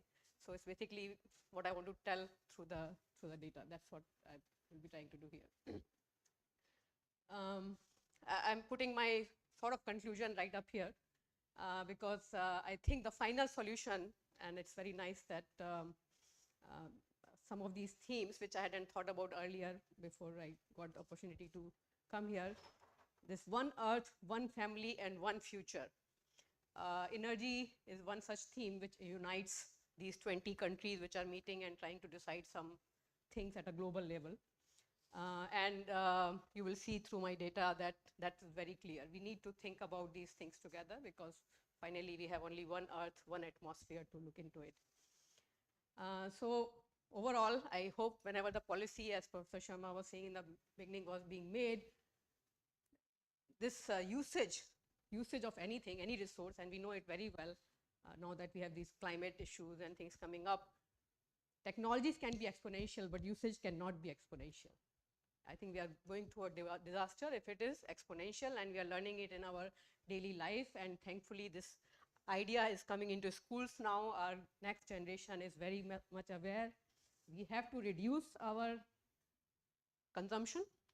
We cannot continue, and some of the data I'll show will show that. I mean, as a country, individually, we should do that, and I think globally, we should promote the reduction in consumption is very important for sustainability. That was the other theme I was given. For the things I'm talking about, reuse may not be that important here, but of course, in our daily life, that is a very important aspect of things. Recycle is another aspect I want to tell about energy that we need to consider, and something which Professor Sharma also mentioned, that whatever resource of our planet we decide to use, we need to figure out a way how we can recycle. And nature has done that very beautifully over the millions and billions of years. But we have just started learning science as the way we have started. I'm not talking about our conventional wisdom, which probably was more attuned to recycle and other things. And I think they're just realizing that we have to figure out this life cycle issue, which was also talked about. So since the first topic that I am given is energy, let me sort of tell you what is the global energy consumption and where do we get this energy, right? So if you look at, and this is about 1900, 120 years, okay? So this is the hungry human brain, mind, whatever body has gone from almost 1 to 14 times over 100 years of usage of energy. Now, where is this energy mostly coming from? See, this is a renewable. That's a big word now, but if you see it in terms of magnitude, it's a very, very small amount. We are still using coal, oil, gas. Nuclear is also a small amount, but that is also not renewable. It will finish. And hydroelectricity to some extent is renewable. Okay, so a lot of portion globally is based on fossil fuel. And this I tell my students, if one takes all the projections of different resources we have on Earth, then people have done calculation, there are papers. It says that in about 50 years, if we continue at this rate of consuming more, I mean on Earth, we're going to finish it. So then I tell them next thing that I am 50 plus, so hopefully my life will be gone through, but you will be at the point I would hate to imagine what would be the geopolitical situation at that time. The resources would be localized, powers are going to be there, and when you start thinking in those terms, you understand what is the geopolitics which is related to energy. And it doesn't take too much for people to go into war, so I don't know what will happen at that time. So that is something for policymakers to think about, and I'm sure they are thinking. That's why such terms are coming out, because these issues are going to come up in our lives. So okay, so this is basically what I just showed you, that this is how we are using. And as you can see, some good things are there. Initially we were, consumption was low, but we were very coal dependent.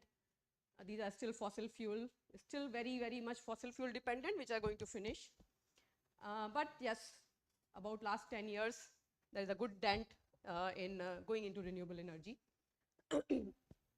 Now, if you look into this portion of renewable energy, we have different players here.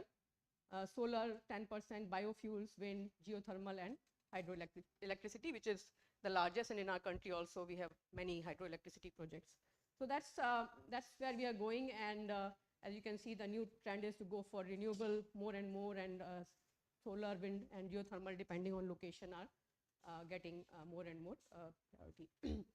This just gives a comparison on what is happening, and this is where I want to put my word of reduce, right? So from 2019, this consumption country-wise continue to increase, and the value normally is given because everybody has a different source of energy. It is made equivalent to million tons of oil equivalent. That's the term unit which is used, in which people measure how much energy is being used. And from 19 to 20, you can see there's always a increase. We need more and more energy, we need more and more data, we need more and more communication. But at some point, it has to saturate. We have to decide per individual what is an optimum value of using these things. It can't be completely exponential. So that's one of my thought in this presentation.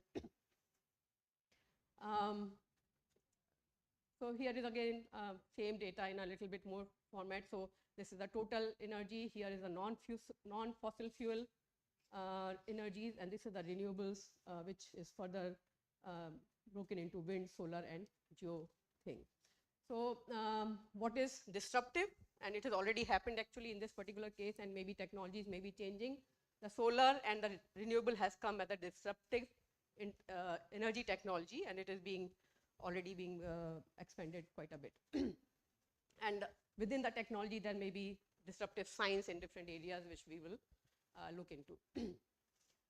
Now, so that's my first take, that yes, energy is very important, but unless we reduce, renewable is the only one which can continue to review. Fossil fuel takes million years to make, and we don't have that much time. I mean, we will perish if we just depend on fossil fuel, right? So reduce should be the key word for all S20. You have to tap out on how much energy you have to use per capita. It can't continue to increase, and that's where comes society to, in my opinion. The society comes because we have set certain goals as a society for us, and one of that goals, which was mentioned earlier also, we say, okay, somebody has done it, he must be right, but we need to think, is that person right? And this is my second point that I want to say. So in this particular slide, environment, how much CO2 emission, because fossil fuel, whenever you use it, make electricity, whatever, will lead to CO2 emission. And you have ways now technologies to counter it, but this is a CO2 emission on the y-axis, and this is GDP per capita. And this is our whole problem, this chart. Why this is our whole problem? Because anyone, and especially the young population, when looks at it, to say, oh, here is United States. If we want to be United States in GDP, we need to increase our consumption or CO2 emission as per United States. That's the general thought, right? We are here and we want to be here. And that's what I want to say. That is not the answer. When we make policy, not only for these 20 countries, but for rest 100 plus countries, we have to make policy where rather than going on this scale, because I think that is disaster. If you think about it, if they are at this per capita, we are 4 times in number from them. If we are at that per capita, we will all be in a gas chamber. So this is for our planet. We have to think about it. And I think as a policy, instead of going on this curve, we should be moving on this curve. Tap our consumption, but yes, grow in a manner which is much more sustainable. Now this word sustainable is not easy to understand or do, and it becomes more of a fad, but that is the idea. What is sustainable is not to increase CO2 emission and find technologies which would tap it. So that's the second thing, is we have to find policies which will grow in this direction, not the energy consumption. So renewable is the answer for that. So this is my slide, that I see this as an opportunity for our country. Yes, we are at low number, but that is opportunity. We can be slow and steady in growth rather than jumping high up and making ourselves environmentally a disaster. So that's sometimes things which are bad can be our positive things also. So that's my first point here. Okay, so if you want to do something in energy, what do we want to do?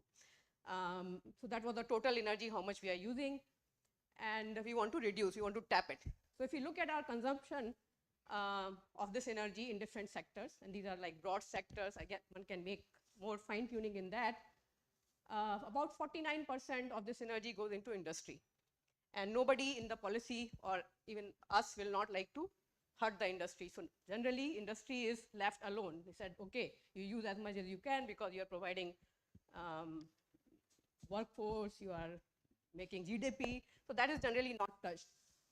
The part that is being touched, so in some sense I'm justifying the policy, is the transport. If we can make transport non-fossil fuel dependent, go to renewable, go to batteries, go to EV, that is a good future technology.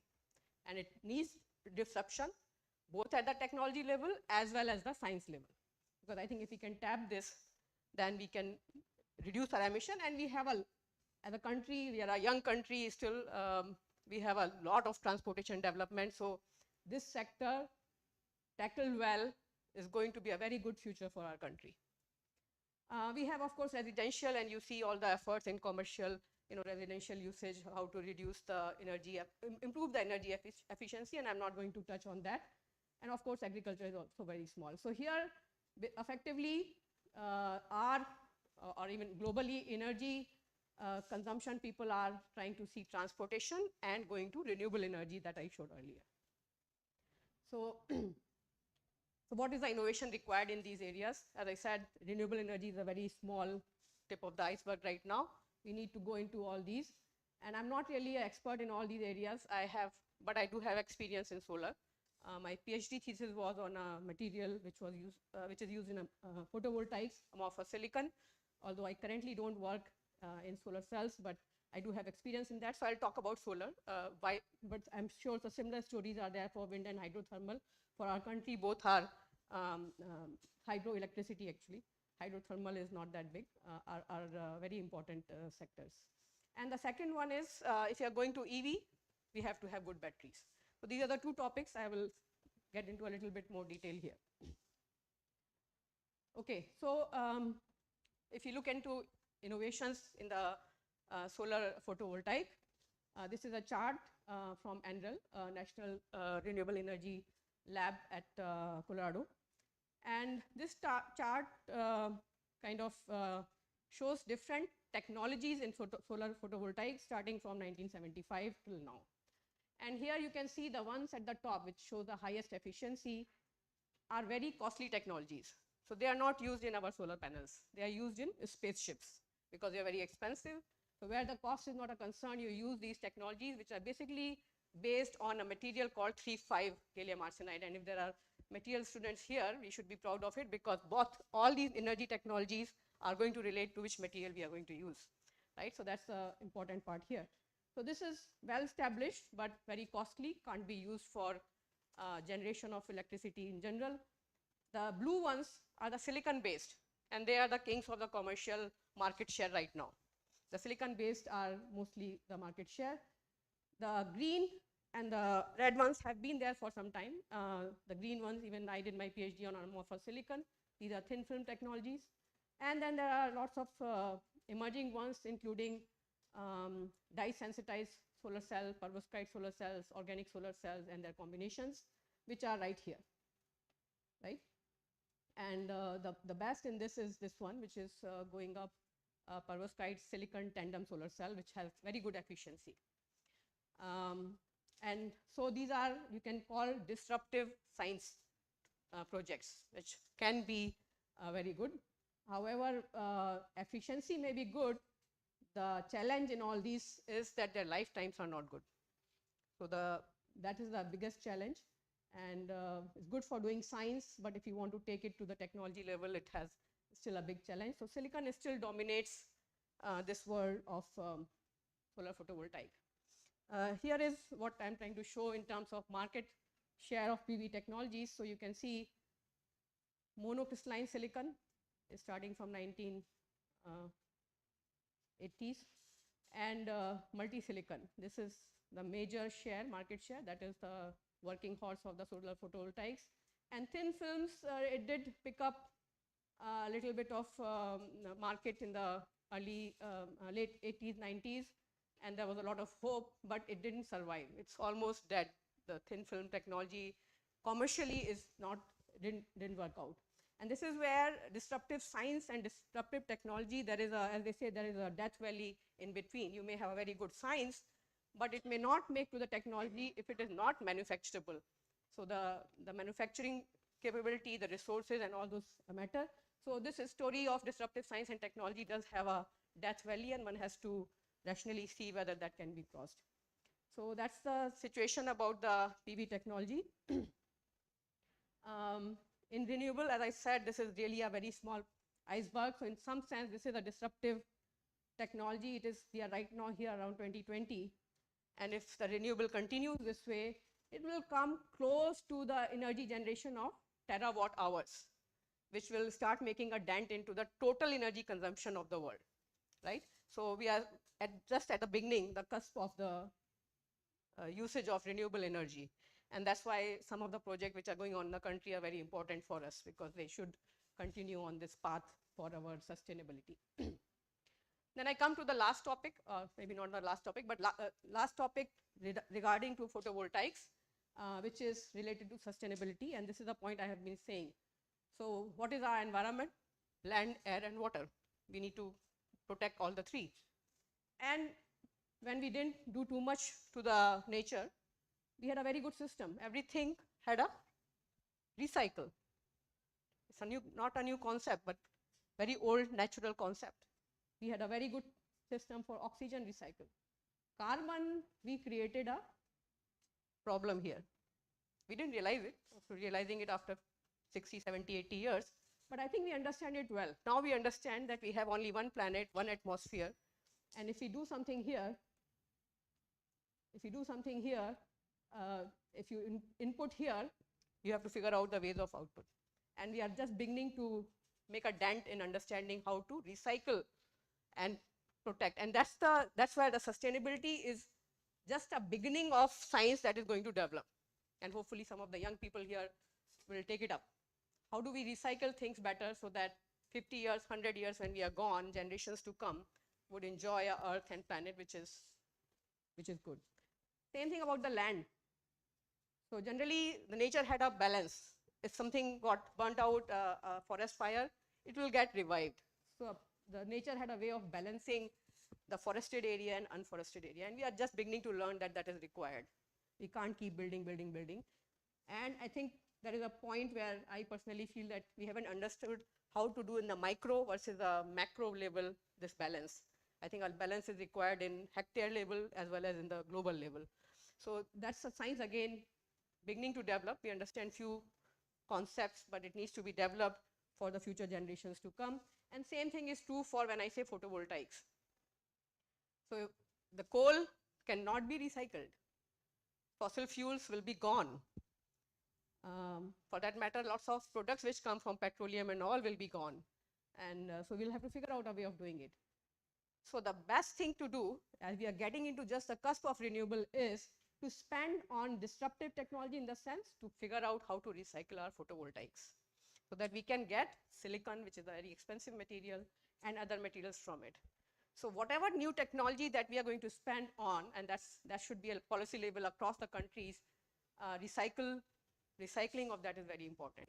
And actually that was started even 10, 15 years ago. The photovoltaics company themselves were saying that after the 20 years of use, we will take back the panels and we will use it. However, companies come and companies go, then you don't know where to send the panels.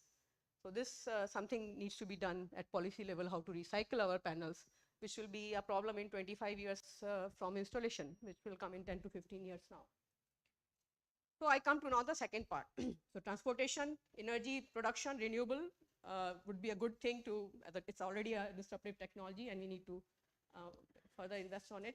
For EV, electric vehicle, if you're going to use renewable energy, you have to have energy storage. And energy storage is, in some sense, a technology not as old as photovoltaic. It is rather new for secondary batteries, only starting becoming more commercial around 2015, thanks to electronics where secondary batteries were needed. And now these secondary batteries, larger size, will go into transportation. Okay, so here is a chart which shows how the growth is going to happen in the battery market. As you can see, there are not too many contenders in technologies. Lead acid is something our country has a good manufacturing, but it has lead. So this is something you want to do away with. So this should become zero in years to come. Lithium ion is the major part right now. However, the resources of lithium are a concern, and hence people have to go to other materials. So again, the materials disruptive science is required.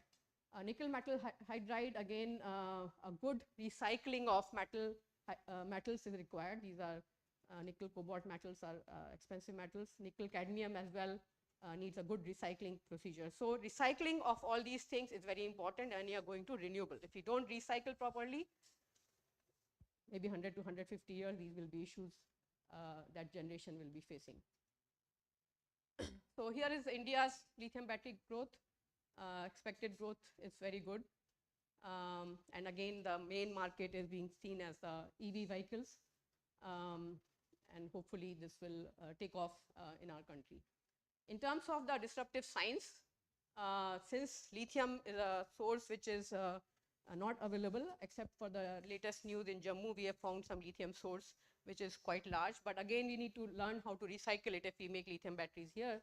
There are many other options, and these are good examples of disruptive science, people working in areas where you can make good batteries and also find a way of recycling them, not just throw them away. And if you know, I think even today batteries are recycled. You can deposit the batteries. I'm not sure exactly how they do it, but you can submit it for recycling. So that would be a good way of managing the resources. So if one sees as an opportunity, then lithium ion battery, which are the most commercial batteries today, themselves, the recycling market is going to grow, because the batteries you will use 4 to 5 years lifetime, you will recycle them. So that itself is an opportunity for growth uh, for everyone involved in this. So I think that's my last slide on this. Yeah, I think so. Yeah. No, there is something else. Yeah. So I'll end here, and if you have any questions, I can answer. But my point is, in energy, what we need to do is reduce overall, because if we follow the growth trajectory of the other countries of S20, it's not a good thing for sustainability. And we need to recycle whatever technology we develop. We should focus on developing recycling technologies in those areas so that future generations can live with peace. So if you have any questions, I can answer.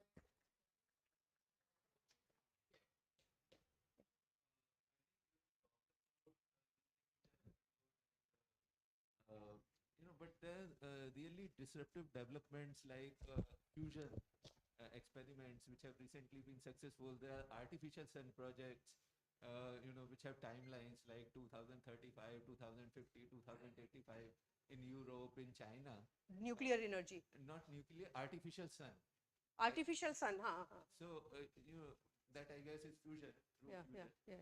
And also the fusion energy, which really have a potential to guarantee the energy security for thousands of years. Yes. So they are truly disruptive. I mean, these things. Yes, that is true. That would be a very disruptive technology. I didn't take it up because I think it's only 1 or 2 players in the world who are into it, and I hope they fail. I mean, 1 or 2 players is a bad thing for the world. But yes, that will be truly disruptive. If they can say, I have a son for 1,000 years, you don't need to worry. That will be truly disruptive. Yeah. So regarding batteries and many other things, for example, whenever we say about say we are talking about packaging, for example, they say okay, polyethylene is bad, use paper or degradable. But then the total cost, I mean that when your life cycle assessment, if you do, for example, for batteries, like making it, recharging it, and that wherever you are charging, that energy is also coming from somewhere. So how are those calculations taken into picture? Because in the end, we have to look at the total sum of energy. Right. So I know on photovoltaics, so you need to look at the carbon dioxide emission for the fabrication of the photovoltaics. And as of now, the photovoltaics life span 25 years. They were saying about 10 years ago. Today, manufacturers are saying 30 years of lifespan for panels. So they are saying that the carbon dioxide emission that is involved in production of those panels can be recovered in 2 to 3 years in terms of no carbon dioxide emission generation. So the remaining 15 to 18 years, you are having no CO2 emission. So in that sense, that's a technology which is which CO2 emission low seems to be working in that case. But there are people who question that, because they also question then that all the aspect of environment, and I think those life cycle studies need to be more comprehensive, because it is not just CO2 emission, it is also how much water you have used and all those things. So all life cycles need to be connected on how we are making sure that it is recycled, or finding another ways of recycling the resources of the planet. So these studies, I think sustainability studies and these recycle studies are still in their infancy. They are only focusing on one component, as Bushra was talking about the cancer. It's multi-component, multi-factor thing. And I think now with the help of AI, you will see a lot more studies which will combine data from different sources and show what all will affect and how to do it. So I see AI ML truly disruptive in that sense. And if more data can be gathered on these things, there will be new ways to find how to tackle these. Yeah.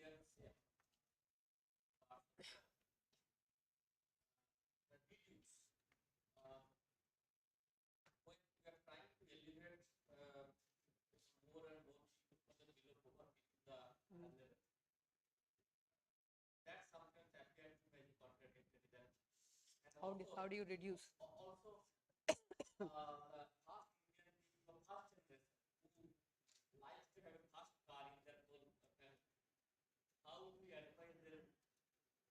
I hope when they grow up, by that time they have Teslas running in the India. No, but yes, that's a.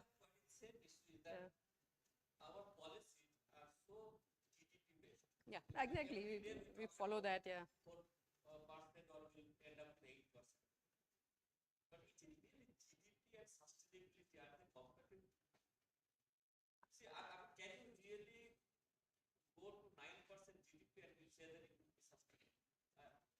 Okay, so this is beyond my expertise area, but what I'm trying to say here is that you should go. I mean, I'm saying move on the x-axis, which is increasing the GDP, but come up with policies or ways, or maybe disruptive ways in which you can keep the CO2 emission or usage of resources to a minimum.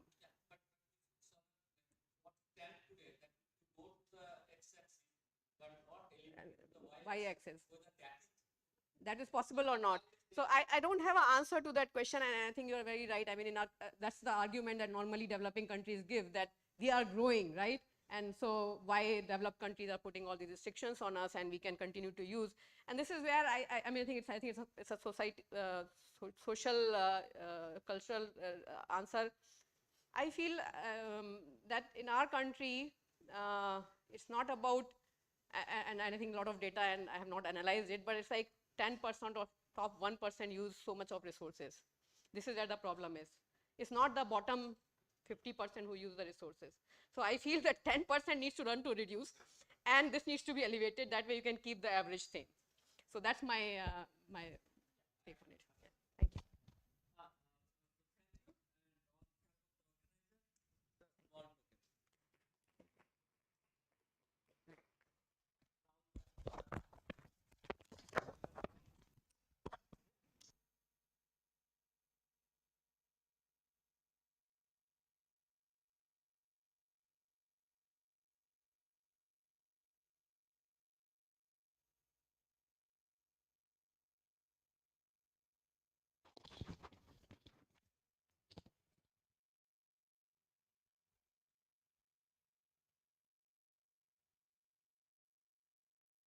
So good afternoon, everyone. I again thank Jitain for inviting me and be here.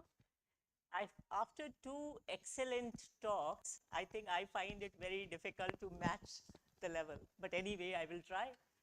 So today I shall be like sharing my experiences with the management of COVID-19 by using traditional systems of medicine. But it is not that I have done that, but I have tested few things, and I will be sharing those results.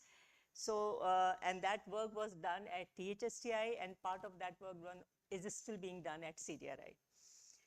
So before I go to the topic, I will just like to introduce and give you some idea that how this system has grown. And so as early as like human were there on the earth, they started using various types of herbs and different formulations to maintain health. So folk medicines were mainly the plant products, but not only plant products, they were also supplemented with animal materials and minerals. And in ancient times, medicines were not just used as a physical remedy, but they were also associated with a lot of religious and spiritual healing mechanisms. So these herbs were identified for their beneficial effects. How were they identified?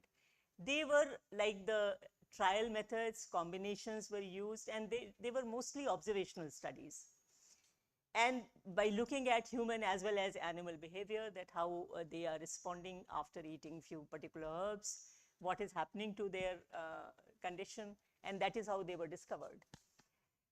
We know that Ayurveda, which is a very strong heritage we have in our country, there are three important documents like Charak Samhita, Sushrut Samhita, and Ashtanga Hridaya by Vagbhatta. So as we see in Charak Samhita, it is very surprising that there is description of anatomy, physiology, the basic principles of diagnosis, patient examination, how should it be done, then how diseases are described there, then pediatrics is there, lot of material is described, And then virtually all the medical subjects which we are studying now, they are there. In Sushruta Samhita, there are a lot of surgical procedures have been described, and rhinoplasty principles are still being used.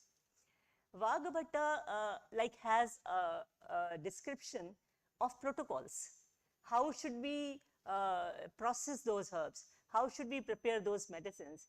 And then there are clear guidelines how to maintain the health, and the various aspects of health description are there. But it is not only these three sages who make the, who are very important contributor to the Ayurvedic tests. But if we see, the addition of drugs even before this period was there. And there are descriptions during, sorry.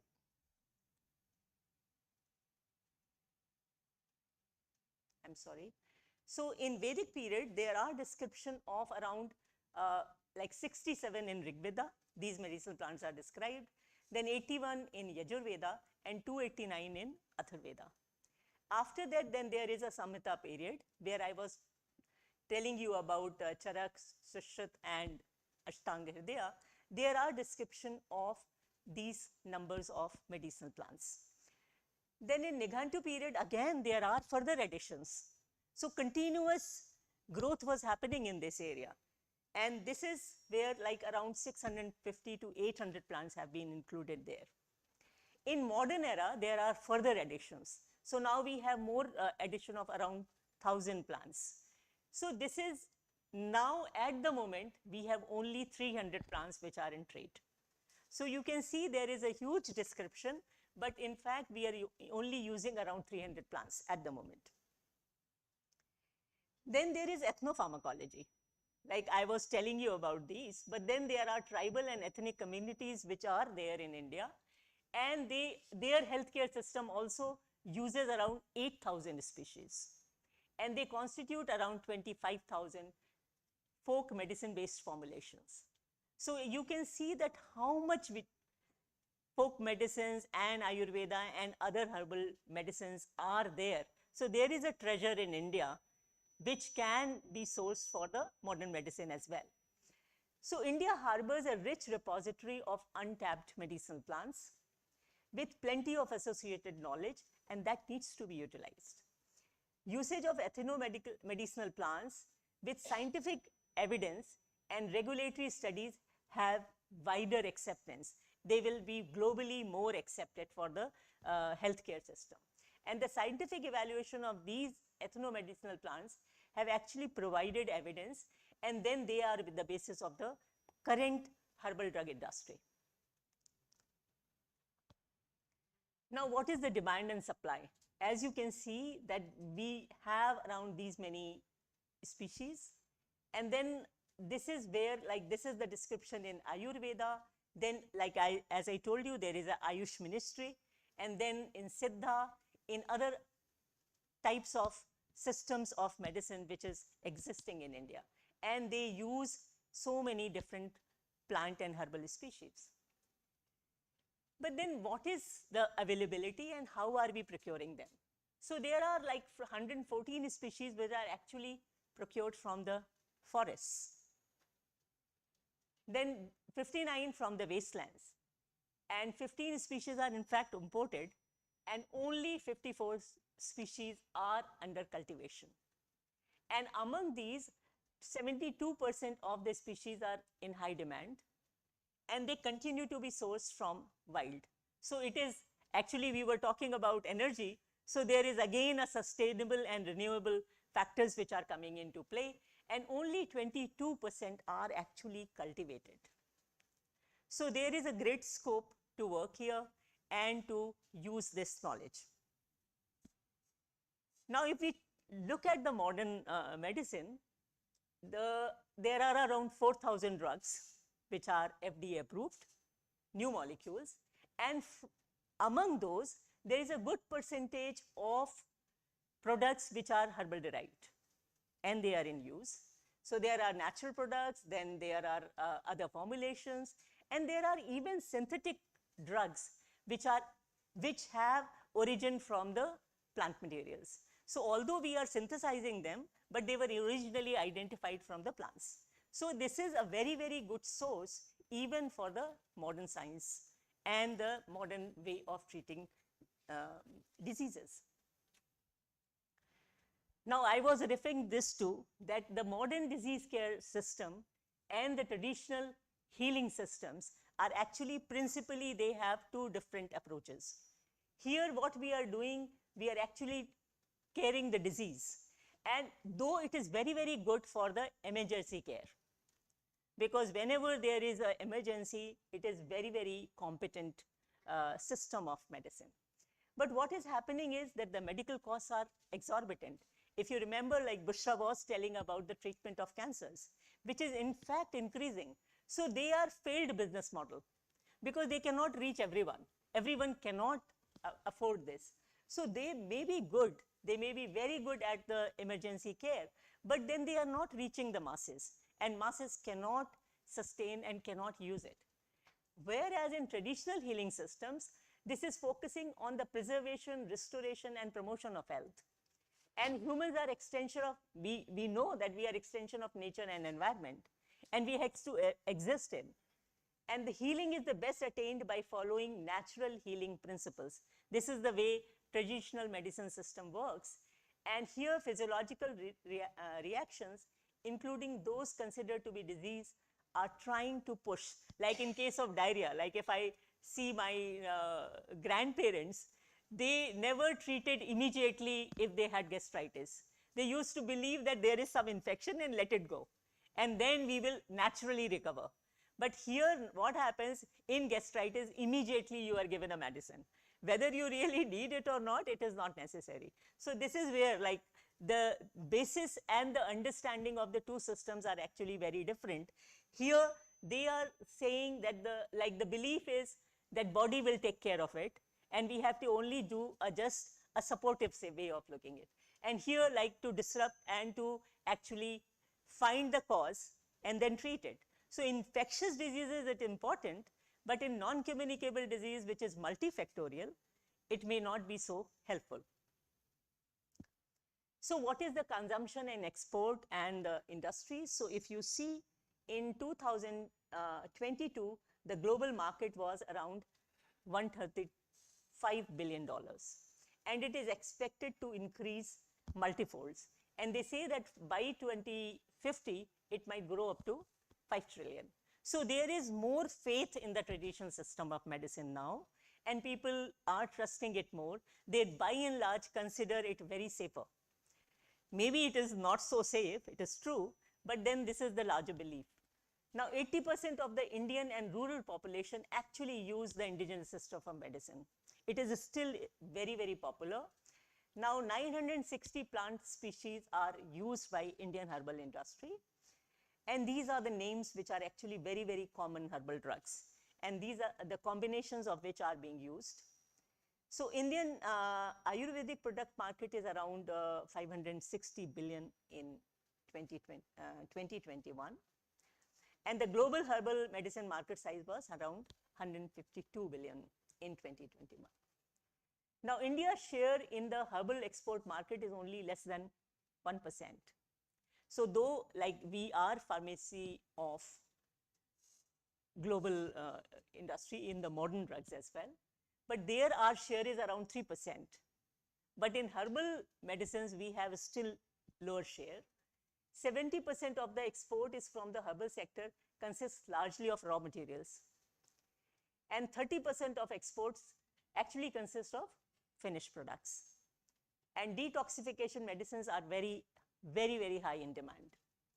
And these are the herbs which are actually being exported in large quantities from India. So now I will shift gears and share our experience during this pandemic, like how and what has been done in THSTI. So we all know about this, so I will not go into more details, but we know that during this pandemic, there was a lot of confusion, panic, and mismanagement. At least in India, we could see that during the second wave. But still the data says that the way we have survived and the way it was managed, it was actually one of the best management we could do during that times. So during Corona times, as we know that doctors, police personnel, and those people who were in direct contact and were involved in the management, in Ayush industry, Ayush ministry actually used several of combinations, and kadas were used by all of us during that time. And there was like several combinations which were used. There were spices commonly used in our kitchen, but these were the drugs or the combinations which were actually promoted by Ayush ministry to be used by those personals which are actually helping in the management of these diseases, this pandemic. So there were several of these herbal formulations, and during that time, like DBT and Ayush ministry actually provided funding, and that was to the network projects. So it was it was funded by DBT as well as by Ayush, and a lot of studies were conducted in DBT institutions like in THSTI, in RCB, and in ILS Bhubaneswar. So THSTI was given this 4 formulation, and one of them was Ashwagandha, then this Guduchi, then Ayush 64 formulation, and there was also one more, Yashti Madhu was also provided to us. This Kabsuda Kudnir was tested by RCB, and it was found to be very, very effective antiviral by them. I think there is a lot of work is still going on with it. So what we did at THSTI, we took formulations which were prepared in GMP facilities and were provided to us. So we did not prepare those extracts. So aqueous extracts were prepared by like Farmenza. Mostly they were prepared by Farmenza in their GMP facilities, and then were given to us for the testing. So and what we did, we used only in the human equivalent doses. So as you know, during SARS-CoV-2 infection, what happens, these viral particles enter through nose and reach to the lung, and they actually affect the lung epithelial cells by binding to the ACE2 receptor.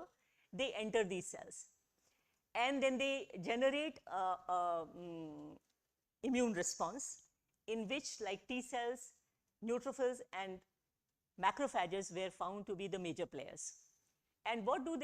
They actually generate a lot of cytokines, and if cytokines storm is beyond a point, then it was like a cytokine storm, which actually led to the pathology. So a lot of COVID pathology is because of these cytokine storms, and this affected all the major organ systems in the body, and that is how sepsis or multi-organ failure set in, and it led to lot of mortality during that time.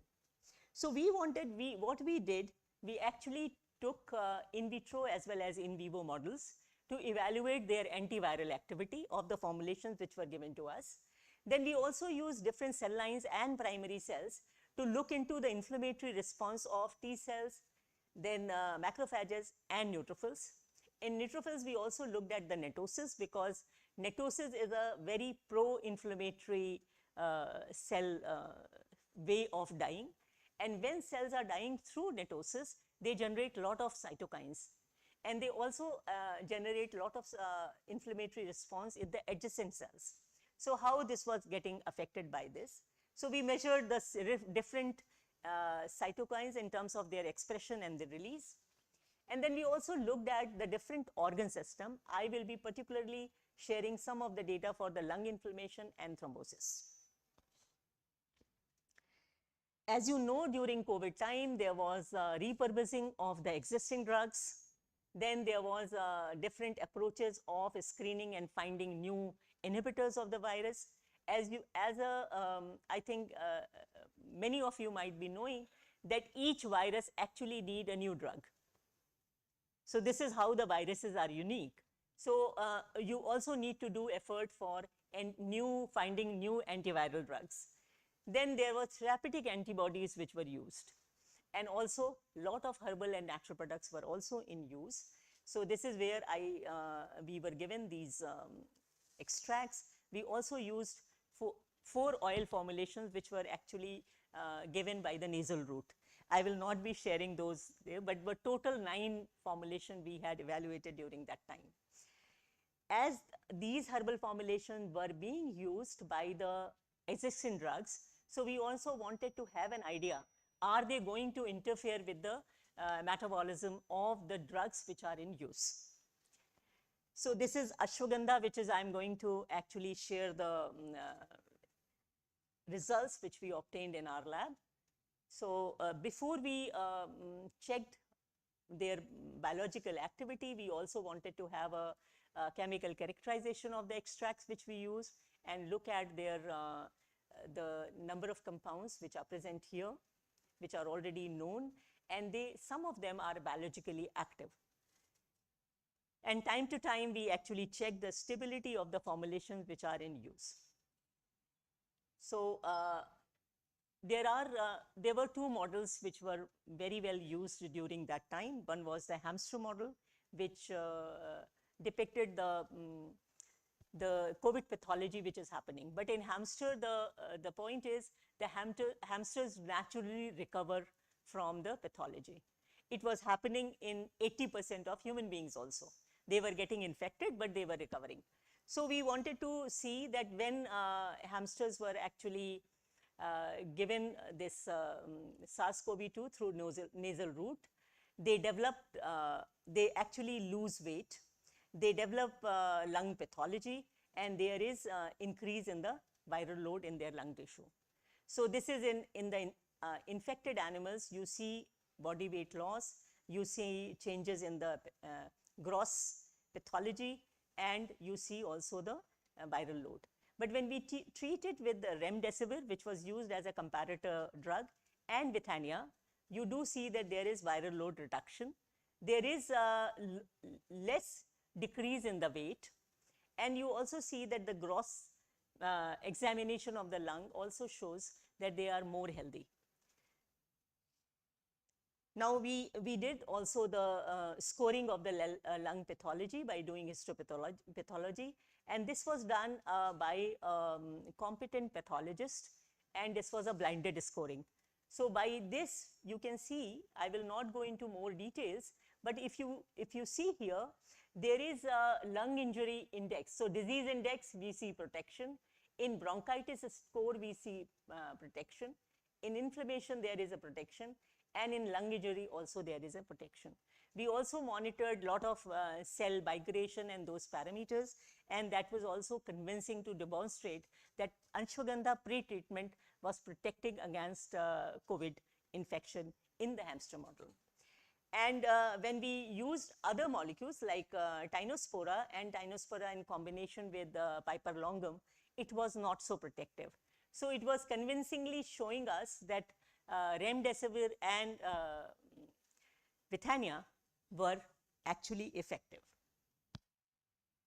Spleen size also changes, and spleen size reduction was also evident in both remdesivir and ashwagandha treated animals. We also looked into the expression of lot of inflammatory cytokines, and you know that there was increase in IL-1 beta, TNF alpha, and IL-6 in the patients, and that was showing decrease in the Bethania and in remdesivir treated animals. So there were convincing observations that there is protection against viral load as well as inflammation. But in hamsters, we do not have a way of looking at cytokine storm because kits were not available. So we also did studies in the transgenic mice model. And in these models, actually here, this is actually a very, very acute model. So here what happens, these animals, if they are infected, because they are expressing ACE2 receptors in their, like human, in the lungs. So these animals, infected animals, all animals do not survive after infection. But when we give remdesivir or Bethania, there was enhanced prolongation, like these animals survived more. So one can say that there was some protection, and there was some protection in the viral load as well. But in Withania, we do not see as good protection as we saw in remdesivir. So in mild model, which is a hamster model, there was effect, but in the mice model, we were not seeing so much of it. Again, this is a score for the lung pathology, and you can see that lung injury, then epithelial injury, bronchitis score, and the pneumonitis score were showing protection. We also saw, like we know that in human, there is in lymphocyte number which gets affected. So we get lymphopenia in the human subjects. We do see changes in the MDSC and monocyte. But in these animals, we do not see changes in the neutrophil number. So there were some resemblance, and there are some differences as well from the human patients. And Withania and remdesivir were showing some of the activities which were actually helpful and could be responsible for this antiviral as well as anti-inflammatory responses, which were very, very convincingly demonstrated by the data which I have shared. So we could see that in hamster, which is actually a milder animal model, and the transgenic mice, which is a severe model, we found that like remdesivir, there was a good protection by the Withania as well. So our data suggested that we can use Withania for the prevention of infection. And this was used during that time because our data was very helpful. So they were using it, and then they started using it more. There are several clinical trials which have been conducted on the basis of our results, and those are under evaluations and will be in the public domain soon. But there was an interim analysis which was conducted, and the conclusion was that HCQ was used during the first wave. So it was the comparator, and we could say that Withania was not found to be inferior to be HCQ in comparison to HCQ. So this is only an interim report, and more reports are likely to be published. Then there are some indications in the literature by, like in Chinese herbal medicines, there is a publication where this Withania compounds have been evaluated, and they say that this CL Pro, which is actually important for the viral replication purposes, their Withanone was very, very effective. So there are compounds which is present in Withania extract, which are also showing antiviral activity. Then another paper where actually the Vitaferin A and Withanone with IC50 value in nanomolar concentration have been found to inhibit this SARS-CoV-2 replication. So again, it is not only the data, in vivo data which we published, there are also reports from in the literature from other labs which is also confirming about the antiviral activity. Now I will show some of the data which we generated on the cell lines. We used neutrophils. As you can see, at the highest concentration, we do see some netosis inhibition by Withania somnifera extract, though it's a good thing that it was not interfering with the phagocytotic activity as well as the bactericidal activity which is there in these cells. So Withania had no effect on phagocytosis and on the bactericidal activity. So that means if there is a co-infection in these patients, at least Withania will not interfere with that. And we also looked into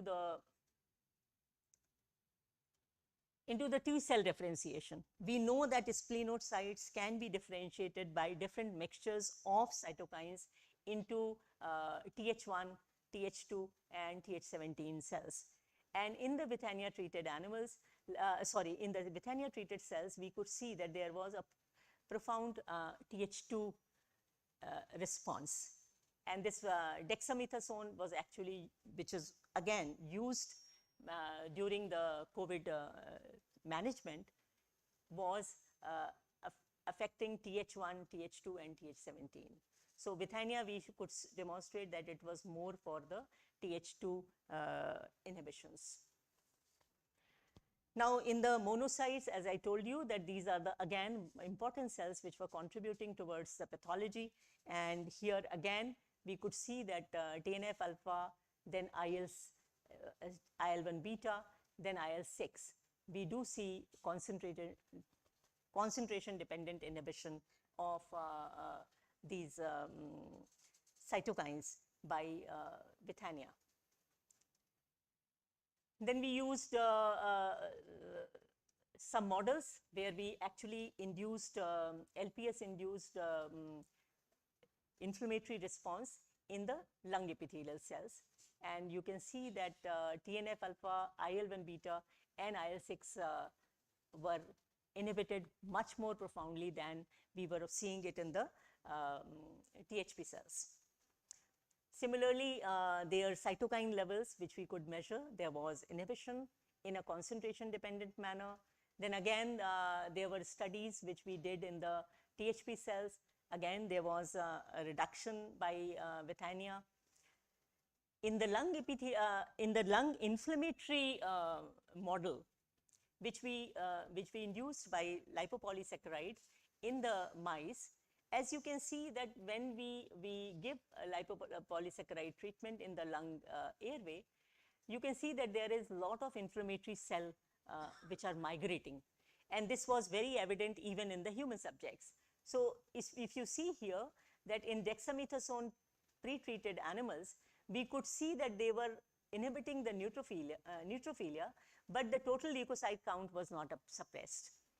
Whereas in Bethania, we could see that in a dose-dependent manner, there was inhibition, and also there was inhibition in the total lymphocyte count.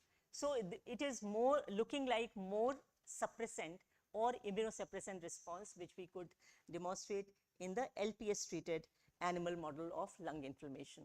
So this was one model where we induced LPS-induced inflammation in mice.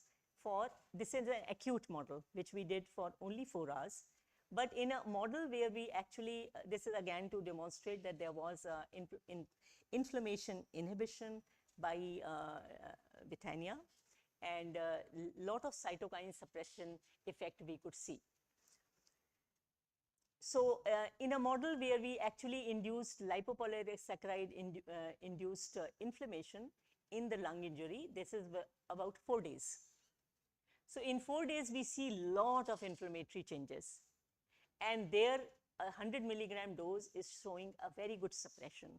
So we could show that by using different types of models, by using SARS-CoV-2 infection as well as inflammatory model, which is by lipopolysaccharide induced, Bethania was showing inhibition of inflammation.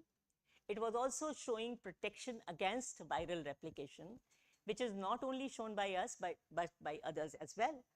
So by using different approaches, we could demonstrate the anti-inflammatory potential of several Ayush extracts. However, we are only showing the results of Bethania. And then LPS-induced inflammation in BALPC mice also convincingly demonstrated the anti-inflammatory effects.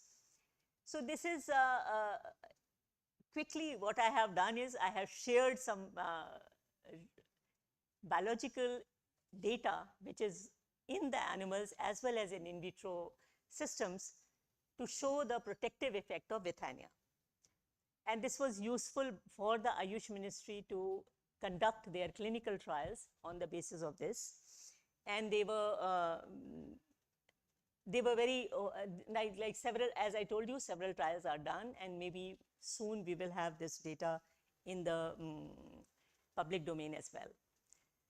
Now, as I was telling, there are cardiovascular pathologies which are responsible for the SARS-CoV-2 mediated pathology.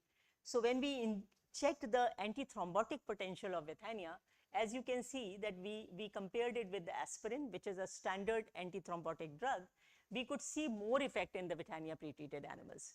So not only inflammation and the antiviral efficacy, it is also protected against the pathology, which we usually see in COVID patients. And this was happening because it was actually helpful in vasorelaxant response. So this vasorelaxation was, we could demonstrate that it is happening because there was induction of a particular enzyme which is responsible for nitric oxide generation, and that has a vasorelaxant activity. So again, in cardiovascular disorders, not only in COVID pathology, but otherwise also, this ashwagandha can be very, very useful.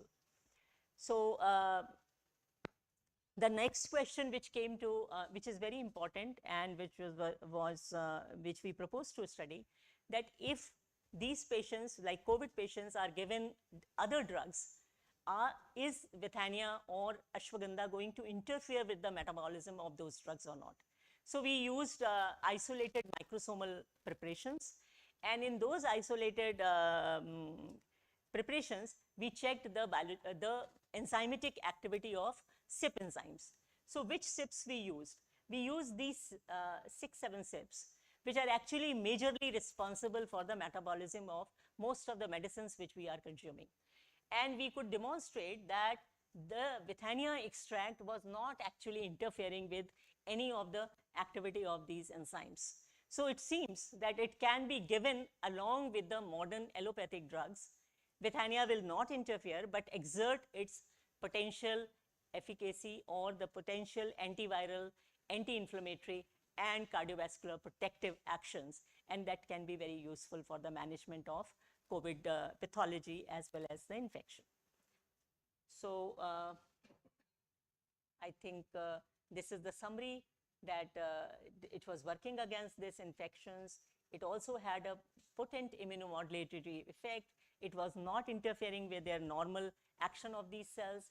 There was endothelial cell function which was protected, as well as there are more vasorelaxant activity. It is not interfering with the metabolic enzymes, thereby not interfering with the action of major drugs. There are reports in the literature, because I would like to tell you that in last 10 years, there are more than 4,000 publications on ashwagandha, and they are showing lot of biological activities. In fact, ashwagandha is very well proposed to be used for the neuroprotective action. So apart from neuroprotective actions, there are several other things which we have also reported and have added some value to the this aqueous extract, and can be very useful for the I will also like to acknowledge the team of the scientists, the research students who participated, and the technical assistants. So I am presenting this data and sharing this information on behalf of each and every researchers who have significantly contributed this. I also want to acknowledge DBT and Ayush for supporting this study, and thank you so much. So I am supporting the use of traditional healing medicinal system for the management of diseases, and there is a lot of value in this way of protecting human health as well as life. Thank you so much.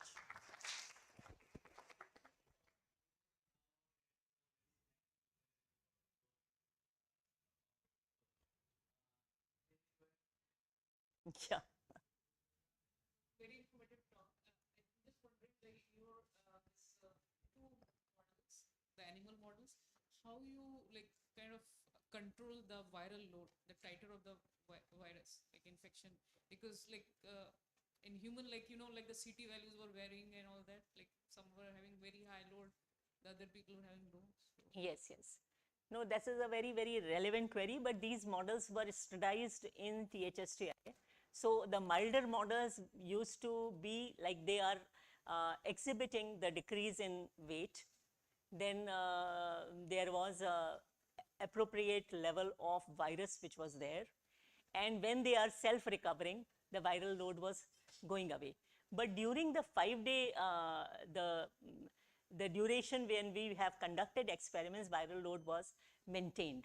So this is how we have used this model. In the transgenic mice which have ACE2 receptors in the lung epithelial, human ACE2 receptor, there we used to get mortality.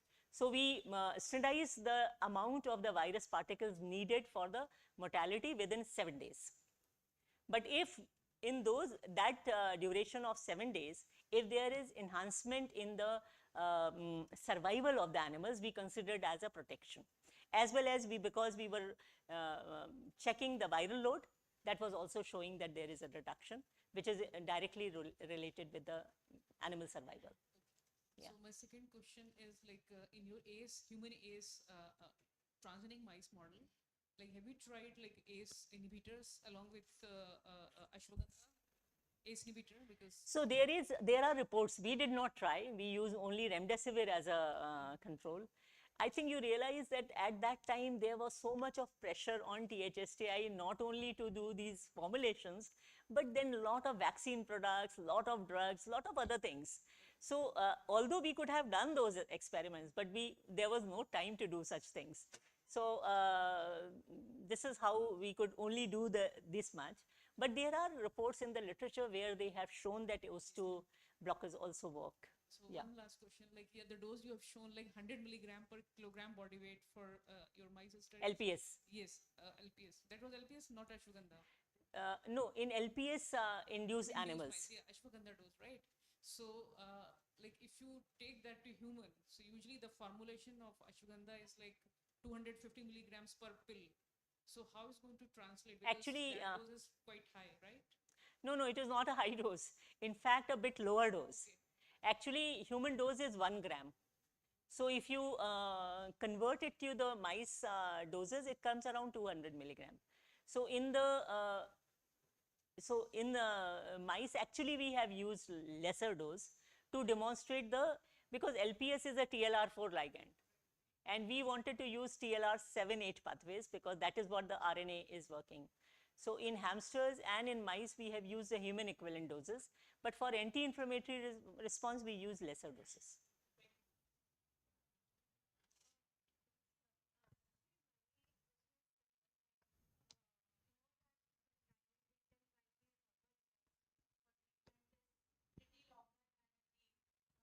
Allopathy. So how do we compete for that in sense of timing?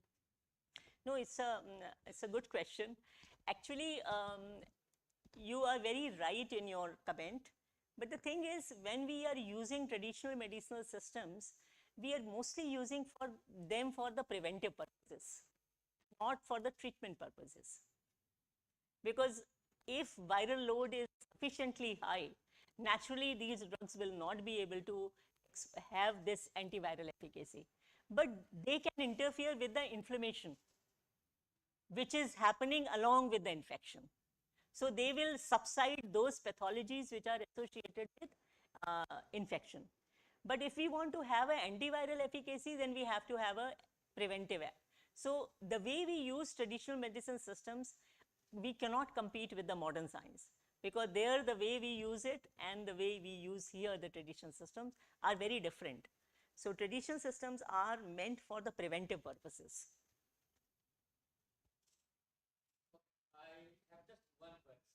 Yeah. You had a line that 80% of rural population use traditional medicine. They have a lot of faith in that. And they use, yes.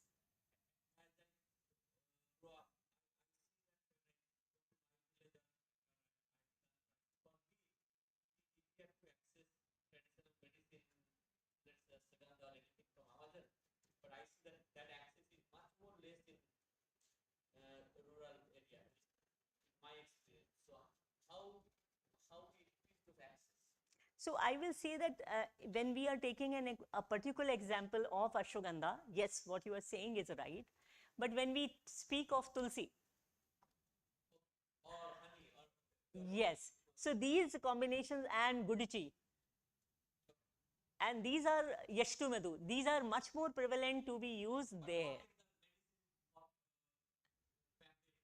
No, they are not in the form of that package, but they are picking up from their garden or from the fields and then using them as raw. I meant that.